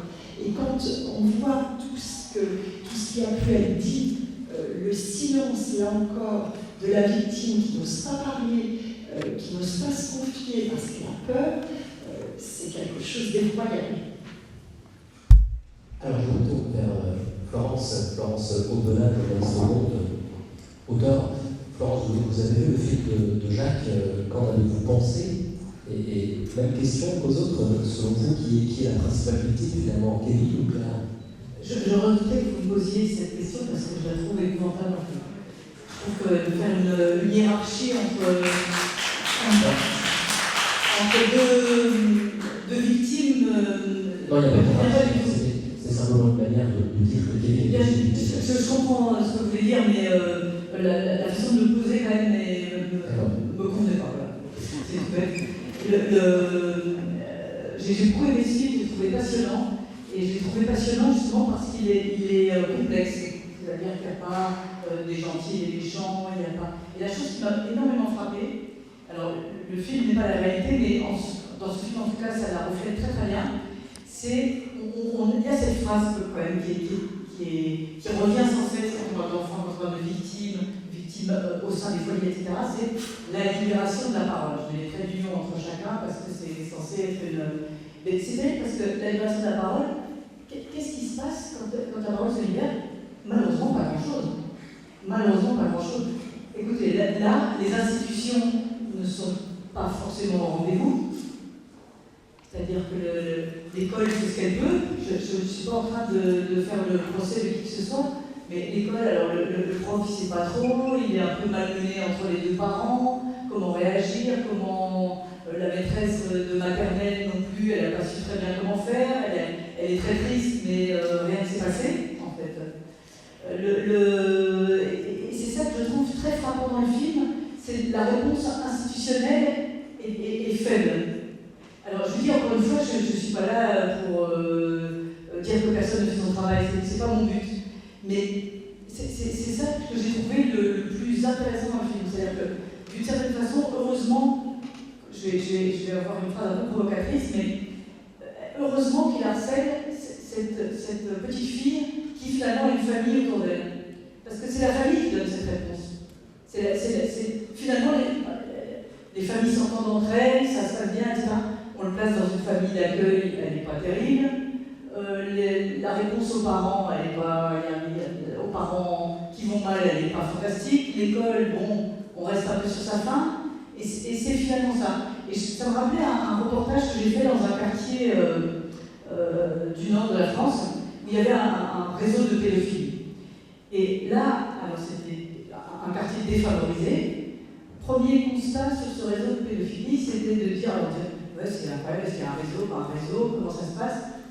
Réponse générale, c'est dans ce quartier-là, je mets les guillemets, on se tape un gosse comme on se tape une canette. Donc là, il n'y a que des enfants de milieux défavorisés, il n'y a pas de papa militaire, donc voilà, pas un peu de réponse. Et de la même façon, l'affaire a été découverte, l'affaire d'inceste en réalité, l'affaire a été découverte parce que un des gamins qui en était victime est justement allé dans une famille d'accueil qui habitait un quartier favorisé. Et dans ce quartier favorisé, un gamin qui avait ce comportement-là a choqué. Et donc l'école a dit « Ah ouais, mais c'est quand même bizarre qu'il se comporte comme ça, ici il n'y en a pas, qu'il se comporte de cette manière, etc. etc. » Et on a interrogé devant le tribunal les profs de l'école précédente, de cette école de quartier populaire, qui disaient « Ah oui, enfin si à chaque fois qu'un élève fait ça, qu'un élève agresse une petite fille, il fallait faire une déclaration, on ne fait plus que ça. » Et donc, une fois encore, il y a des endroits où les choses sont possibles, des endroits où il y a des réponses et des endroits où il n'y en a pas. Et je trouve que c'est quand même très frappant dans la société dans laquelle on vit aujourd'hui. C'est-à-dire qu'il y a... Je suis persuadée que toutes les personnes assises à cette table sont de très bonne volonté et certainement font bien leur travail. Mais des cas particuliers, il y en a, mais globalement, je pense que c'est la justice des mineurs, la protection de l'enfance en danger, sont des secteurs qui marchent assez mal, plutôt mal, et sur lesquels on a très peu de visibilité parce que ce sont précisément des mineurs. Quand on est journaliste comme moi, par exemple, c'est très compliqué de faire une enquête parce que Dieu merci, il y a la protection évidemment de l'identité des enfants, on ne peut pas assister aux audiences, et tout ça, et c'est tant mieux, hein.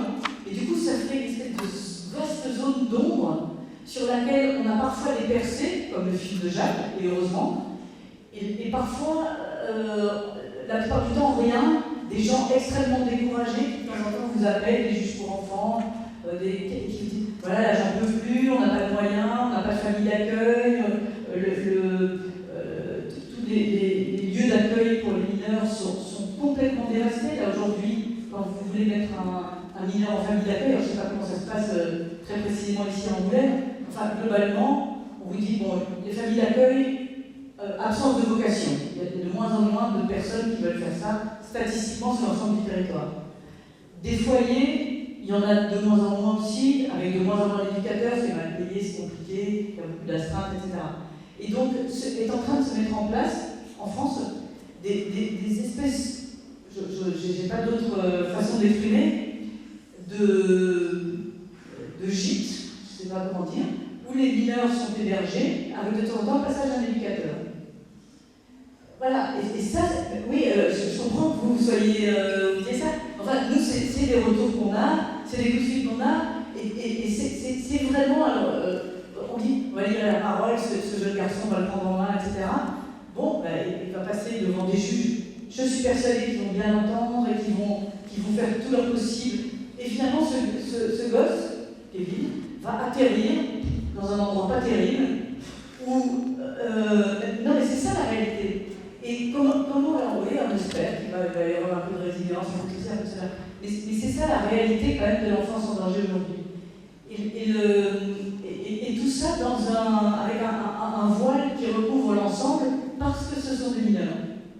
Et c'est pour moi la problématique, elle est vraiment celle-là. Quand on veut s'y intéresser, on est journaliste, on dit à coup, ce serait bien de mettre un coup de projecteur sur cet endroit-là, de répondre à ceux qui nous appellent, ça nous est presque impossible, pour des raisons que je viens de décrire.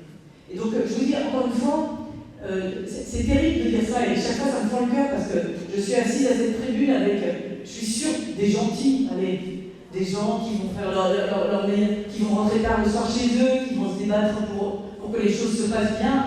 Et j'ai l'impression de vous acclamer, mais évidemment, ça n'est pas vous comme personne, mais c'est l'ensemble de ce système où on dit, ah là, il y a une petite avancée, il y a un petit chose. Globalement, nous bouchons les yeux, globalement, ça marche très mal. Ça marche très mal.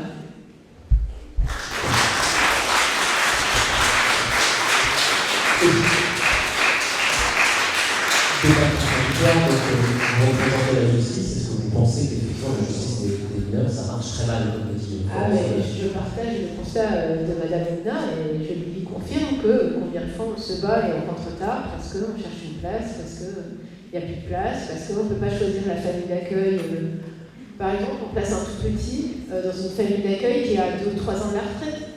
Et donc on sait que le petit, il construit un lien, mais quand la famille va prendre la retraite, on va le changer de famille, on va briser les liens qu'il a construits. Et ça, c'est hyper difficile. Donc oui, je vous confirme ce que dit Madame Autain, on se bat. Après, voilà, l'idée, on ne veut pas faire du misérabilisme. Enfin, on a voulu organiser ce débat aussi pour dire qu'on fait de notre mieux, et c'est ce qu'elle disait. C'est-à-dire que oui, et on n'accable pas non plus, enfin, le conseil départemental fait de son mieux, et on cherche les meilleures familles d'accueil, et voilà. Mais on est effectivement face à un système très en difficulté, et on le voit bien.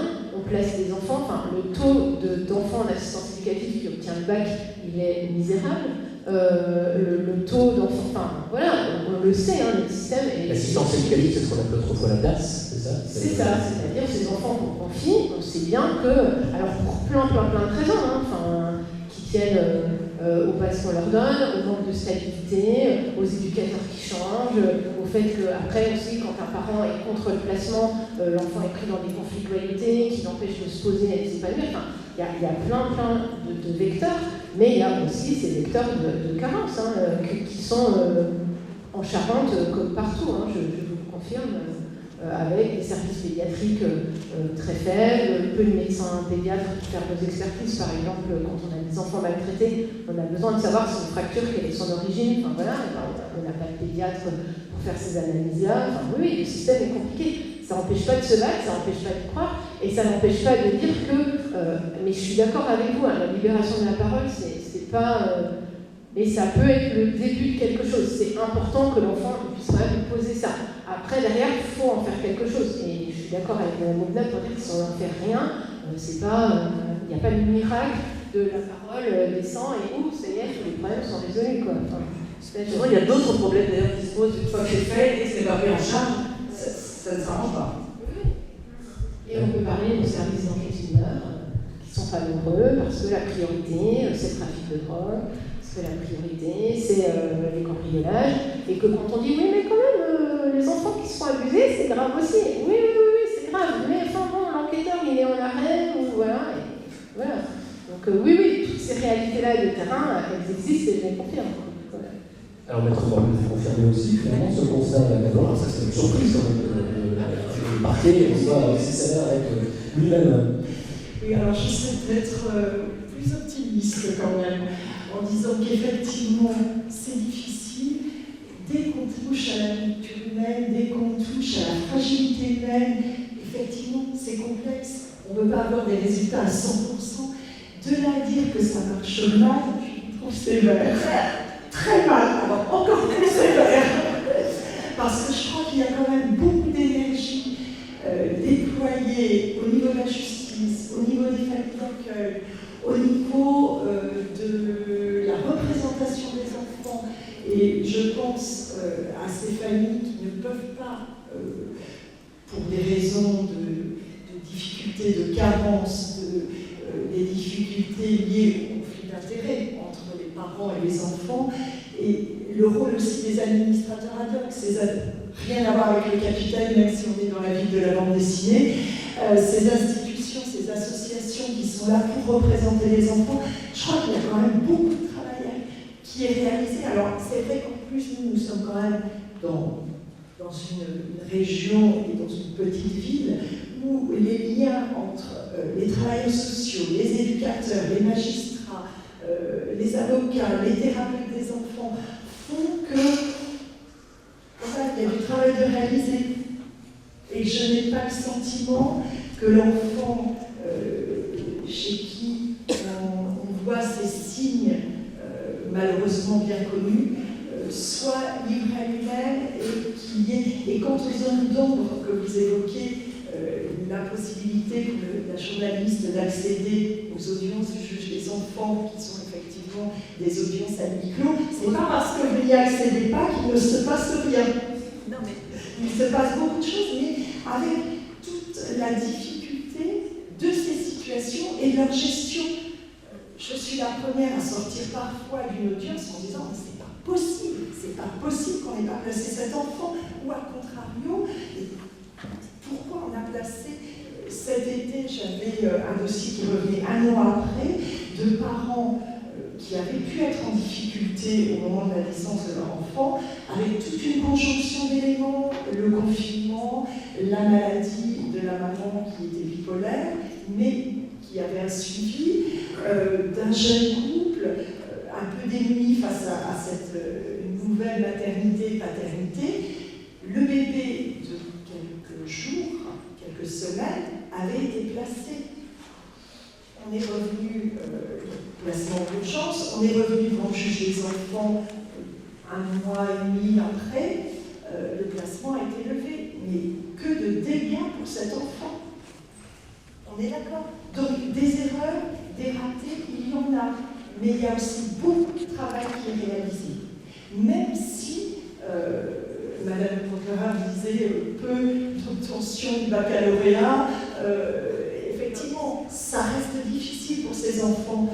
Comme nous voyons, alors quand on reste dans la même ville pendant près de 30 ans, c'est mon cas, il m'est arrivé de sortir d'une audience au bord des larmes en voyant que les enfants de mes clients 10 ans avant 15 ans avant, étaient placés à nouveau comme leurs parents. Et effectivement, on voit bien aussi que c'est difficile de sortir de ce... C'était évoqué dès le départ, hein, l'agresseur a lui-même été agressé, et c'est difficile de mettre un coup d'arrêt à cette transgénération, mais il y a du travail effectué. Ah, vous êtes avocat, vous défendez y compris l'institution Florence Demeaux. Oui, mais du travail effectué, j'en suis sûre. Hein, c'est pas ce que je voulais du tout mettre en cause. Et on parlait de non-obtention du baccalauréat. Il y a aussi cette enquête effrayante qu'il y a eu sur les personnes à la rue. Je crois que c'était un tiers d'entre elles provenaient des... voilà, vous confirmez les chiffres, hein, provenaient d'enfants qui avaient été maltraités, qui étaient passés par des foyers, etc. etc. Donc c'est vrai que ce sont des chaînes sans fin. Combien de gosses sont mis hors d'un foyer à 18 ans et un jour avec leur bagage. Il faut voir parce que la brutalité d'un système aussi. Et je vous dis, avec cette grande difficulté qu'on a nous pour le raconter, parce que c'est ou trop tard, le petit Intel a été assassiné par le petit Intel, donc il est trop tard, soit trop tôt. Ah, voilà. C'est juste une histoire de cours de récréation et on peut, qu'est-ce que vous allez faire un petit peu là-dessus, etc. Donc c'est toujours cette espèce de balancier terrible. Et encore une fois, je ne mets pas du tout en cause l'agrément.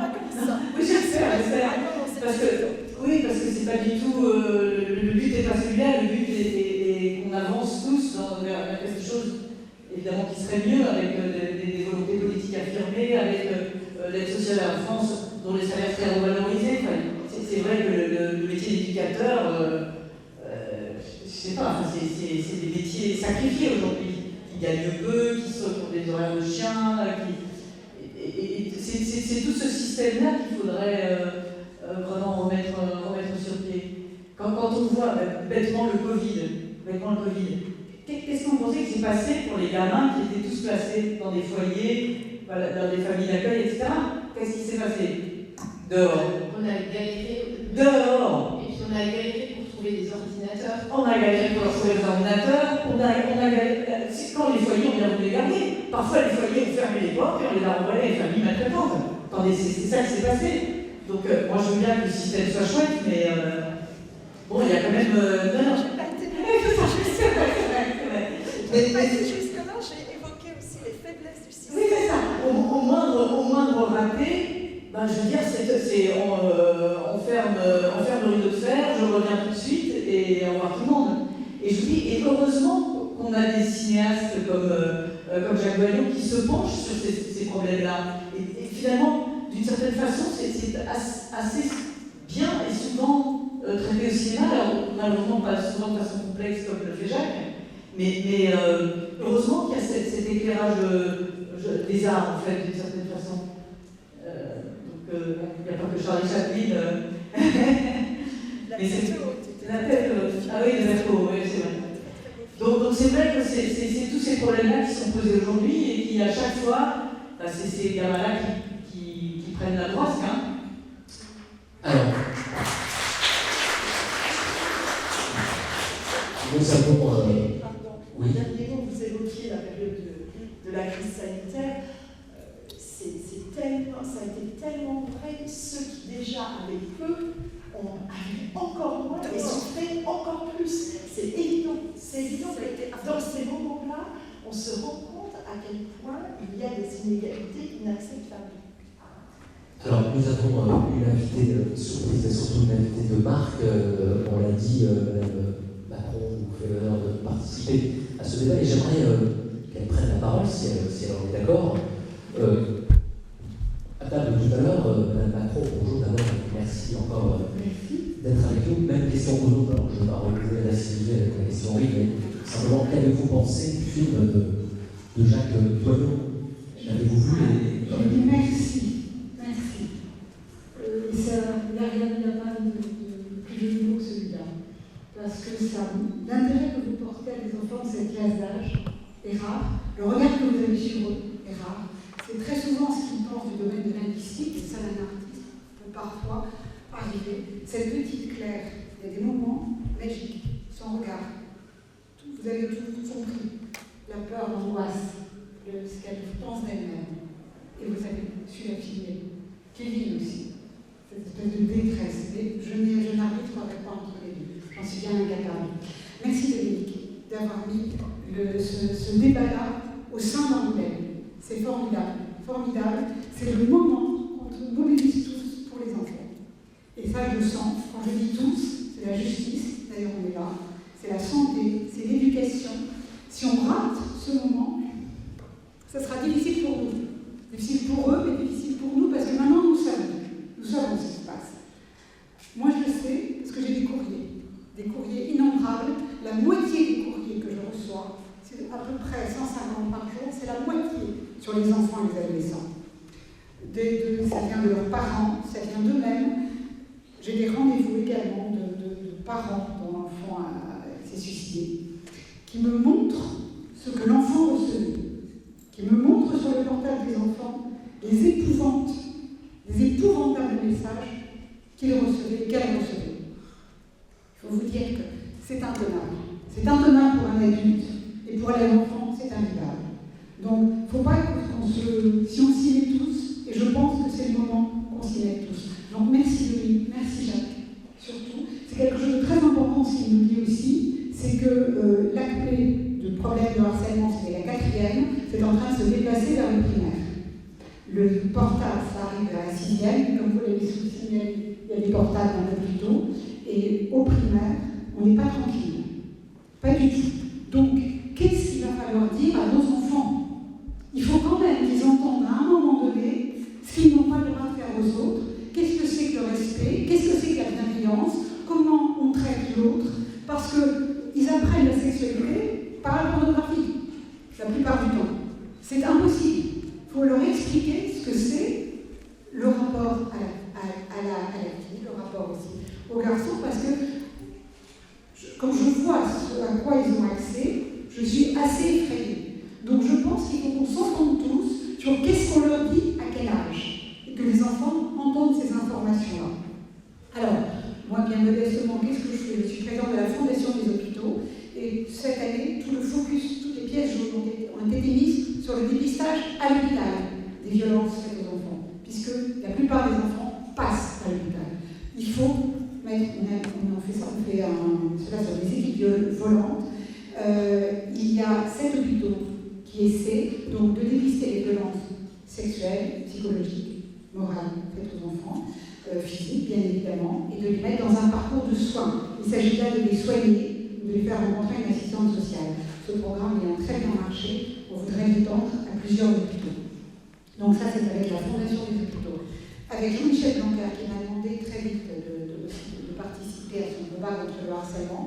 Il a mis au point un programme phare. Qu'est-ce qui a l'air de marcher? Ce qui a l'air de marcher, c'est la sensibilisation à l'intérieur des établissements qui le font. Donc il y a plutôt moins de harcèlement à l'école, mais beaucoup plus de cyberharcèlement. Alors qu'est-ce qu'il y a à leur disposition? Des ambassadeurs, ce sont des élèves qui sont volontaires, qui sont formés pour dire non au harcèlement, passer dans les classes, repérer.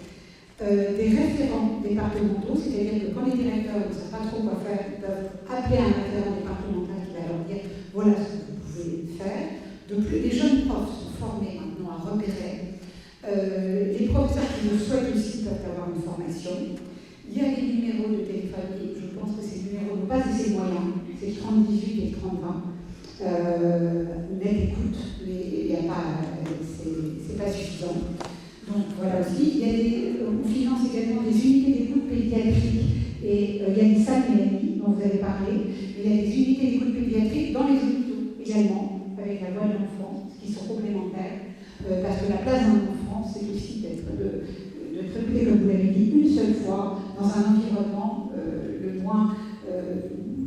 moins pénible possible. D'accord? Donc voilà. Il y a cette année, vous allez voir, je pense que la rentrée la semaine prochaine, donc il va y avoir un programme de harcèlement qui va être non-harcèlement très, très fort. Depuis 15 jours, les courriers qui m'arrivent sont des enfants qui ne veulent plus aller à l'école. Ils ont été bien pendant le confinement, ils ont été chez eux, pour certains, ils ont été protégés, et ils ont la trouille de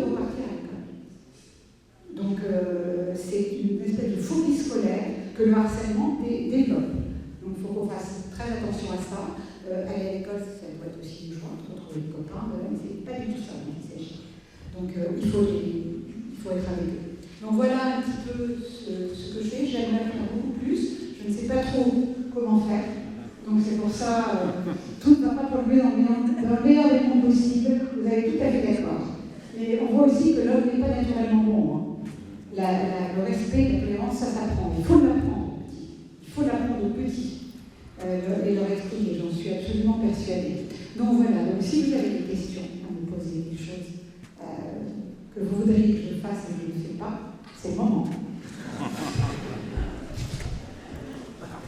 Je vous écoute. Je suis Catherine Lafontaine, je suis thérapeute spécialiste en stress post-traumatique.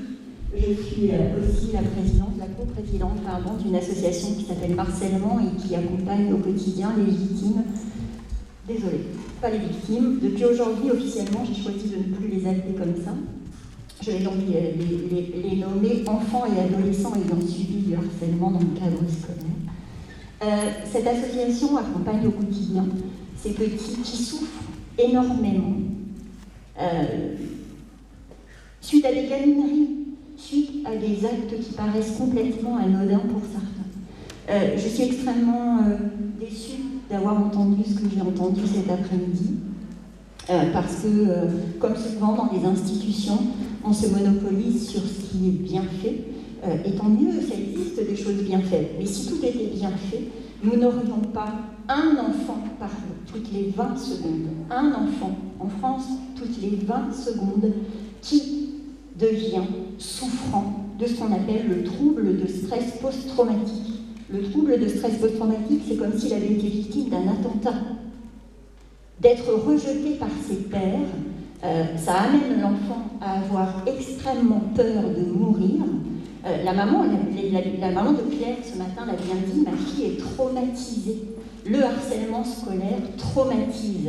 Et ces enfants qui en sont les victimes, maintenant je mets des guillemets, pardon, parce que je n'avais pas compris qu'il y avait une hiérarchie dans le fait d'être victime, d'être auteur. Ça, c'est extrêmement dangereux de parler de cette façon, je pense, pour les réelles victimes qui souffrent de stress post-traumatique.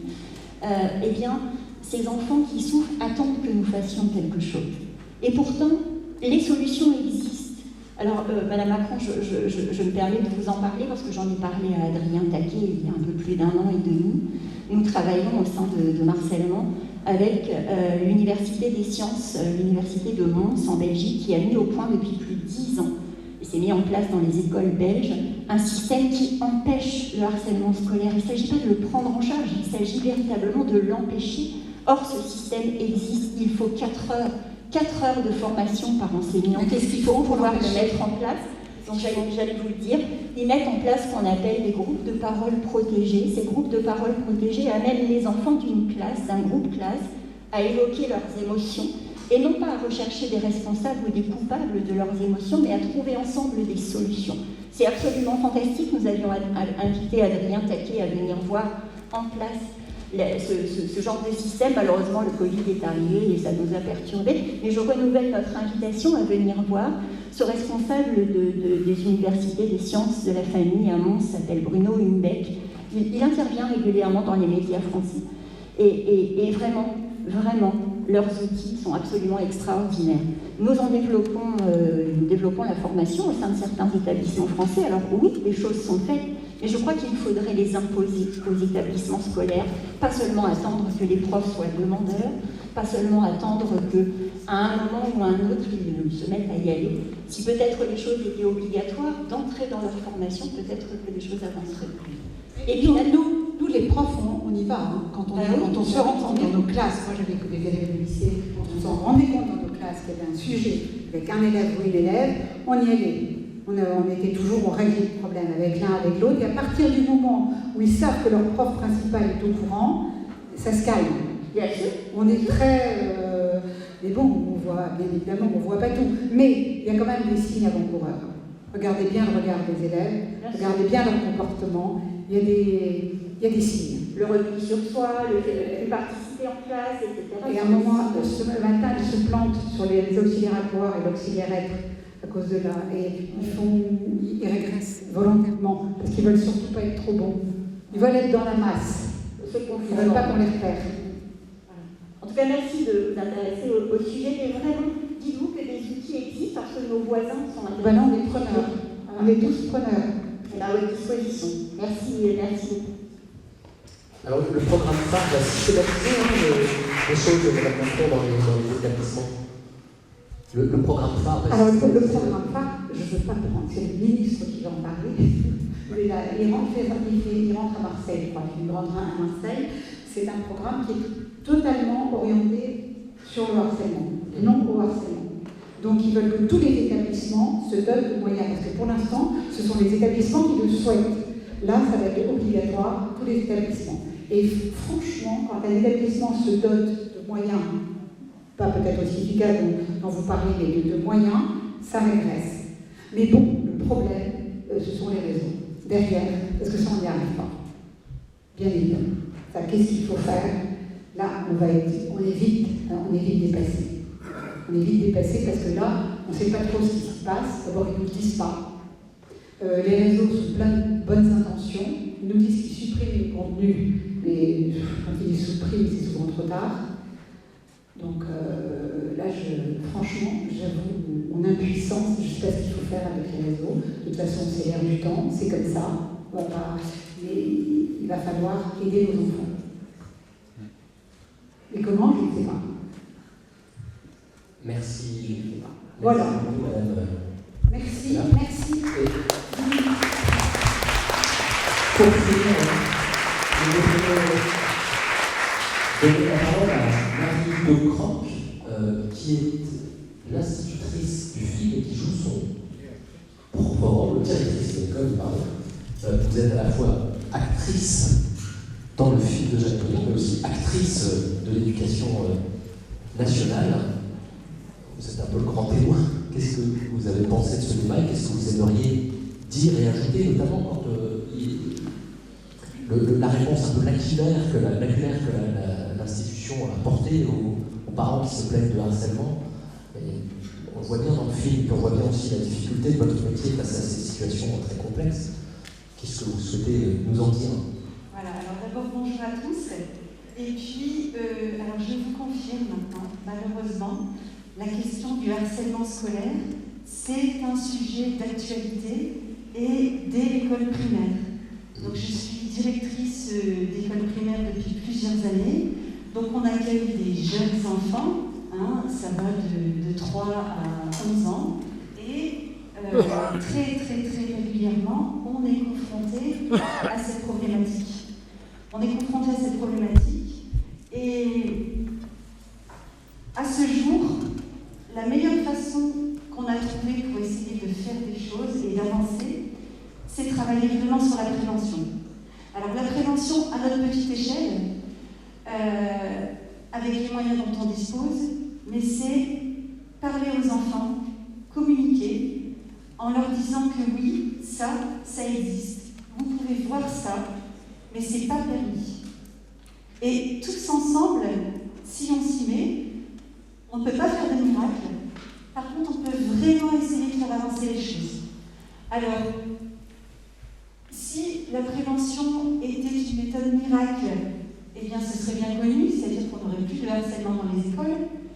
La prévention, c'est ce qui se fait dans beaucoup d'écoles et on est quand même confronté à des problèmes de harcèlement. Mais disons que ça permet vraiment d'éradiquer pas mal de problèmes. Et après, je vous rejoins dans un constat. Ce qu'on constate, c'est que malheureusement, dans les questions de harcèlement scolaire, souvent, les harceleurs, eh bien, si on creuse un petit peu, c'est qu'eux-mêmes ont vécu des choses et il y a des origines. Et c'est là qu'on se sent impuissant, et c'est là où je pense qu'il faudrait essayer de mettre l'accent, parce que pour moi, il ne faut pas se contenter, quand on a affaire comme ça à des problèmes de harcèlement, de prendre le harceleur, le ou la harcelée, et puis de protéger la personne qui s'est fait harceler, bien sûr, de recadrer, on va dire, le harceleur, au-delà de ça, il faut vraiment creuser avec le harceleur pour trouver l'origine de ces actes. Parce que c'est pas normal. N'importe quel enfant ne va pas développer ce genre d'attitude. Et c'est là où il faut creuser.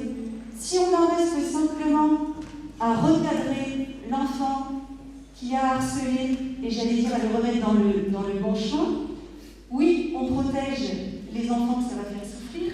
Par contre, on n'agit pas sur lui et lui, on ne l'aide pas. Et donc, il va pouvoir recommencer parce qu'on n'aura pas traité le problème de fond. Et c'est là où parfois, on est démunis. Parce que comment traiter le problème de fond avec les enfants qui harcèlent pour pouvoir eux-mêmes les faire grandir et les faire avancer et pour pouvoir éradiquer totalement ce problème. Et effectivement, dans le film retrace très bien ça. Quand j'ai regardé le film, ça m'a parlé parce que c'est des choses qu'on voit au quotidien. Et notamment, après, il y a des situations où ça se passe dans des endroits, les cours de récréation. On a beau être vigilant, on a beau être très vigilant, mais c'est très vite fait. Un enseignant qui a le regard tourné de l'autre côté et on peut passer au travers de quelque chose. Et donc vraiment dans la communication, c'est important d'agir également. Merci beaucoup madame. Je crois que le temps qui nous est en partie est quasiment écoulé. Peut-être une question dans la salle. Alors bonjour, merci à vous tous pour ces interventions et toutes ces informations que vous nous avez données. Donc je me présente, je suis élue à la ville d'Angoulême, déléguée aux droits des femmes et égalité femmes-hommes. Et je voulais poser la question à M. Doyon si le fait d'avoir pris comme harcelé une petite fille et comme harceleur un garçon, c'était basé sur des statistiques. Est-ce qu'effectivement les petites filles sont plus souvent harcelées que les petits garçons? Très bonne question. J'imagine un peu, mais vraiment, je ne suis qu'un pauvre cinéaste, et là, au niveau de la statistique, il faut retourner vers des gens plus qualifiés que moi. Je n'étais pas... oui, c'est parti comme ça, parce que certainement, je suppose, il y a plus de filles harcelées que de garçons harcelés, mais la statistique, je ne la connais pas. Je ne sais pas si... Alors, j'ai rien de là-dessus, mais il y a un rapport de l'UNESCO sur le harcèlement scolaire. Peut-être qu'il y a une réponse, je vais regarder. Plus à l'école, oui, mais pas sur les réseaux. À l'école, il y a davantage de petites filles, mais sur les réseaux, c'est pareil. C'est ce que j'ai lu. Mais peut-être ai-je mal lu. Bonjour.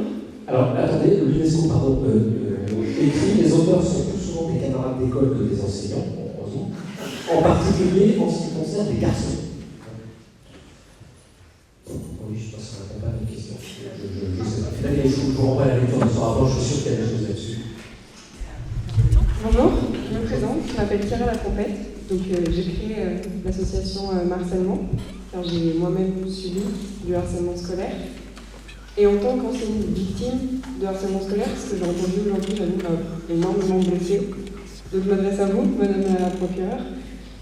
J'ai entendu ce que vous dites par rapport à l'auteur de harcèlement, donc Kevin, dans le film, et je suis d'accord que lui aussi a besoin d'être aidé parce qu'il a des parents difficiles et une vie compliquée. Mais pourquoi tout tourne autour de lui? Enfin, vous avez parlé une demi-heure et vous n'avez pas dit une seule fois ce que vous faites de la victime. Parce que peut-être qu'elle vient d'une bonne famille avec de bons parents où elle peut parler, mais c'est une situation que moi je trouve normale, et que Kevin soit issu d'une famille horrible, très clairement, ne justifie absolument pas qu'elle se soit fait toucher et insulter et frapper dans la cour de récré. Donc ce qu'on fait à l'auteur, c'est important. Et je pense que c'est d'autant plus important de savoir ce que vous faites aux victimes, parce que je ne l'ai pas entendu une seule fois pendant ce débat, et j'avoue que ça m'intéresse.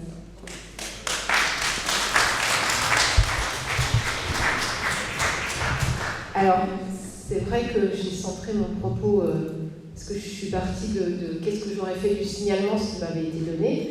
Et c'est vrai que dans le signalement, moi c'est mon travail de parquetier de traiter les faits, les actes de délinquance et l'assistance éducative.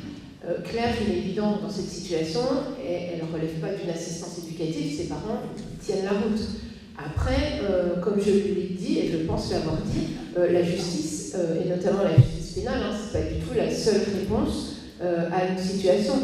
Dans la situation de Claire, effectivement, elle a l'accompagnement de ses parents, elle aurait peut-être besoin d'aller en parler avec un psychologue, mais quand on voit les parents, on se dit qu'ils ont la capacité à entendre si leur enfant en a besoin. Alors je vois que vous dites non, peut-être. Souvent, nous, ce qu'on fait, c'est qu'on a une association d'aide aux victimes, donc on leur transmet les coordonnées des parents et des enfants, on les invite à prendre contact. Quand on estime que les parents d'une victime ne la protègent pas suffisamment, par exemple, ils ne veulent pas participer à l'action pénale ou ne veulent pas la représenter, on désigne, comme vous le disiez, Maître Morneau, un administrateur ad hoc, qui est un adulte qui va la représenter dans le cadre de la procédure pour défendre ses intérêts. Maintenant, loin de moi l'idée de dire que Claire n'a pas de place dans le système judiciaire. Simplement, ce que je voulais dire, et peut-être je l'ai mal exprimé, c'est que j'avais le sentiment, moi, en voyant ce film, que Claire, ce qui n'est pas le cas de toutes les victimes, elle a plus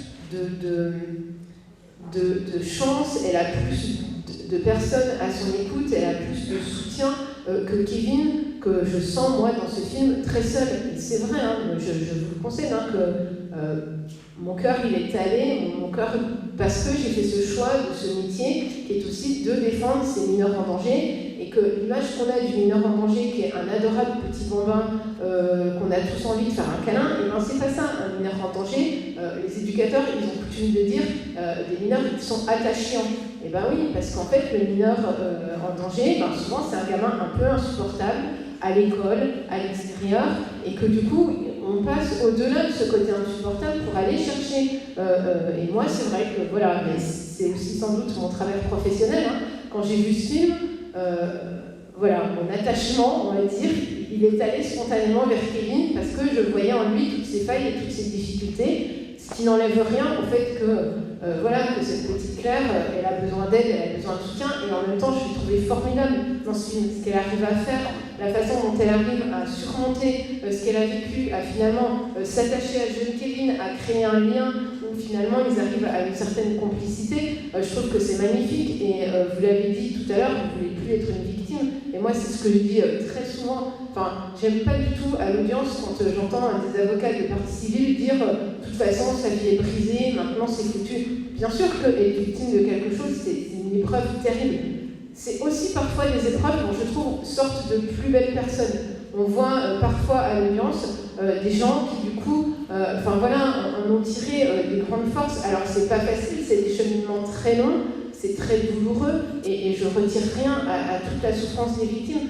Moi simplement, mon rôle aujourd'hui, voilà, moi on m'a demandé d'intervenir en tant que vice-procureur des mineurs qui s'occupent essentiellement des mineurs délinquants et des mineurs en danger, et je sais qu'il y a d'autres professionnels qui vont s'attacher beaucoup plus à la prise en charge des victimes. Ça n'empêche, et vous avez raison de le dire, que j'aurais dû dire aussi que, bien évidemment, j'aurais transmis les coordonnées de Claire et de ses parents à une association d'aide aux victimes pour que lui soit proposée une aide. Parce que, et vous avez raison de le dire aussi, et on l'a dit tout à l'heure, il y a aussi des victimes de harcèlement ou d'autres choses qui deviennent des auteurs, faute d'avoir été pris en charge, accompagnés, d'avoir pu mettre des mots sur ce qu'ils ont vécu, trouver des bons partenaires pour surmonter ces blessures graves dont ils ont souffert. Et le film de Jacques Doyon montre bien la souffrance de la victime, de Claire. Oui, votre film montre bien la souffrance de la petite Claire. Ses nuits sont peut-être cauchemars, elle va à l'école, la boule au ventre, on voit tout ça dans le film. Oui. Eh bien, écoutez, s'il n'y a plus de questions, et si Émilie qui donne l'autorisation peut-être pour nous, oui, madame. Moi, je ne pense pas qu'il y ait un déterminisme social en ce qui concerne le harcèlement. Je ne crois pas. Dans tous les milieux, ça arrive. Je ne pense pas du tout qu'il y a... Là, oui, dans le film, mais je ne pense pas que dans la vie, il y ait un déterminisme en ce qui concerne le problème du harcèlement. Il y a par contre des situations qui arrivent plus facilement aux oreilles de la justice par le biais justement des travailleurs sociaux. Et c'est un vrai problème. Je pense qu'il y a du travail à faire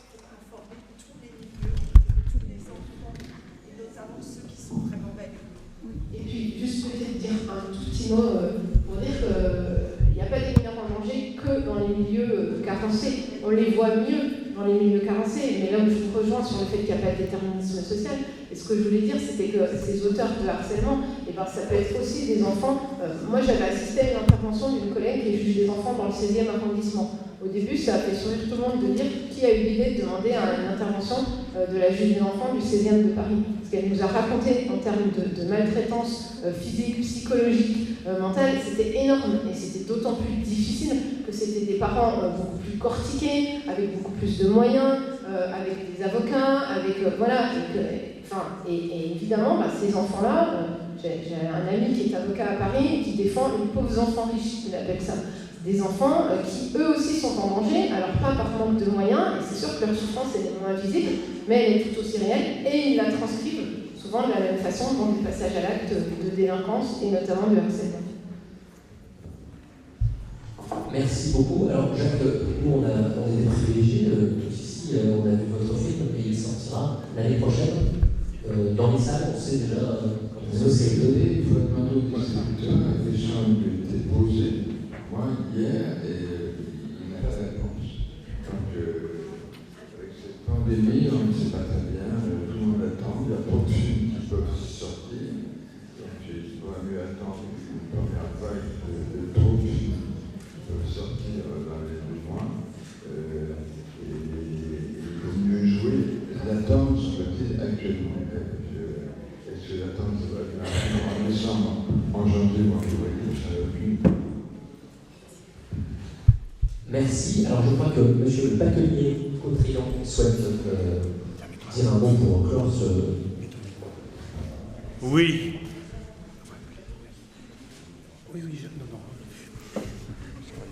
Mesdames, Messieurs, je vous remercie de votre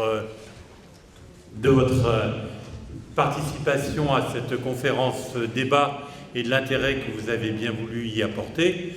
Je tiens essentiellement à remercier également les intervenants qui sont derrière moi, à savoir Madame Bozzolo, Monsieur Jacques Doyon, Madame Schiff, Virginie Morneau et Madame Aubenas, et enfin Monsieur Nicolas Balbu, pour la qualité avec laquelle il a animé ce débat. Je tiens enfin à remercier Madame Macron pour l'implication qu'elle a voulu manifester à l'occasion de cet événement et l'intérêt qu'elle a également manifesté pour les questions qui étaient posées. Enfin, je vous indique que Madame Aubenas procédera à la dédicace de son dernier ouvrage, L'inconnu de la gare, que je n'ai malheureusement de la Poste, pardon, que je n'ai malheureusement pas encore fini, car j'ai pu dormir cette nuit. Et donc, elle se tiendra à votre disposition pour dédicacer ce livre. Mais maintenant, enfin, c'est maintenant. Oui, c'est cette dédicace qui va être faite à la sortie de cette salle. Et enfin, un rafraîchissement vous sera servi dans la salle des pas perdus. Encore une fois, merci à tous et espérons que cette manifestation se renouvellera dans les meilleures conditions dans les années à venir. Et tu pourrais dire qu'il y aura un replay aussi, éventuellement. Enfin, je vous rappelle que ce qui vient d'être dit aujourd'hui est disponible sur la chaîne, sera disponible dès demain sur la chaîne, YouTube. Okay. On met. Il faut faire un montage. Voilà. Oui, il y aura un petit montage.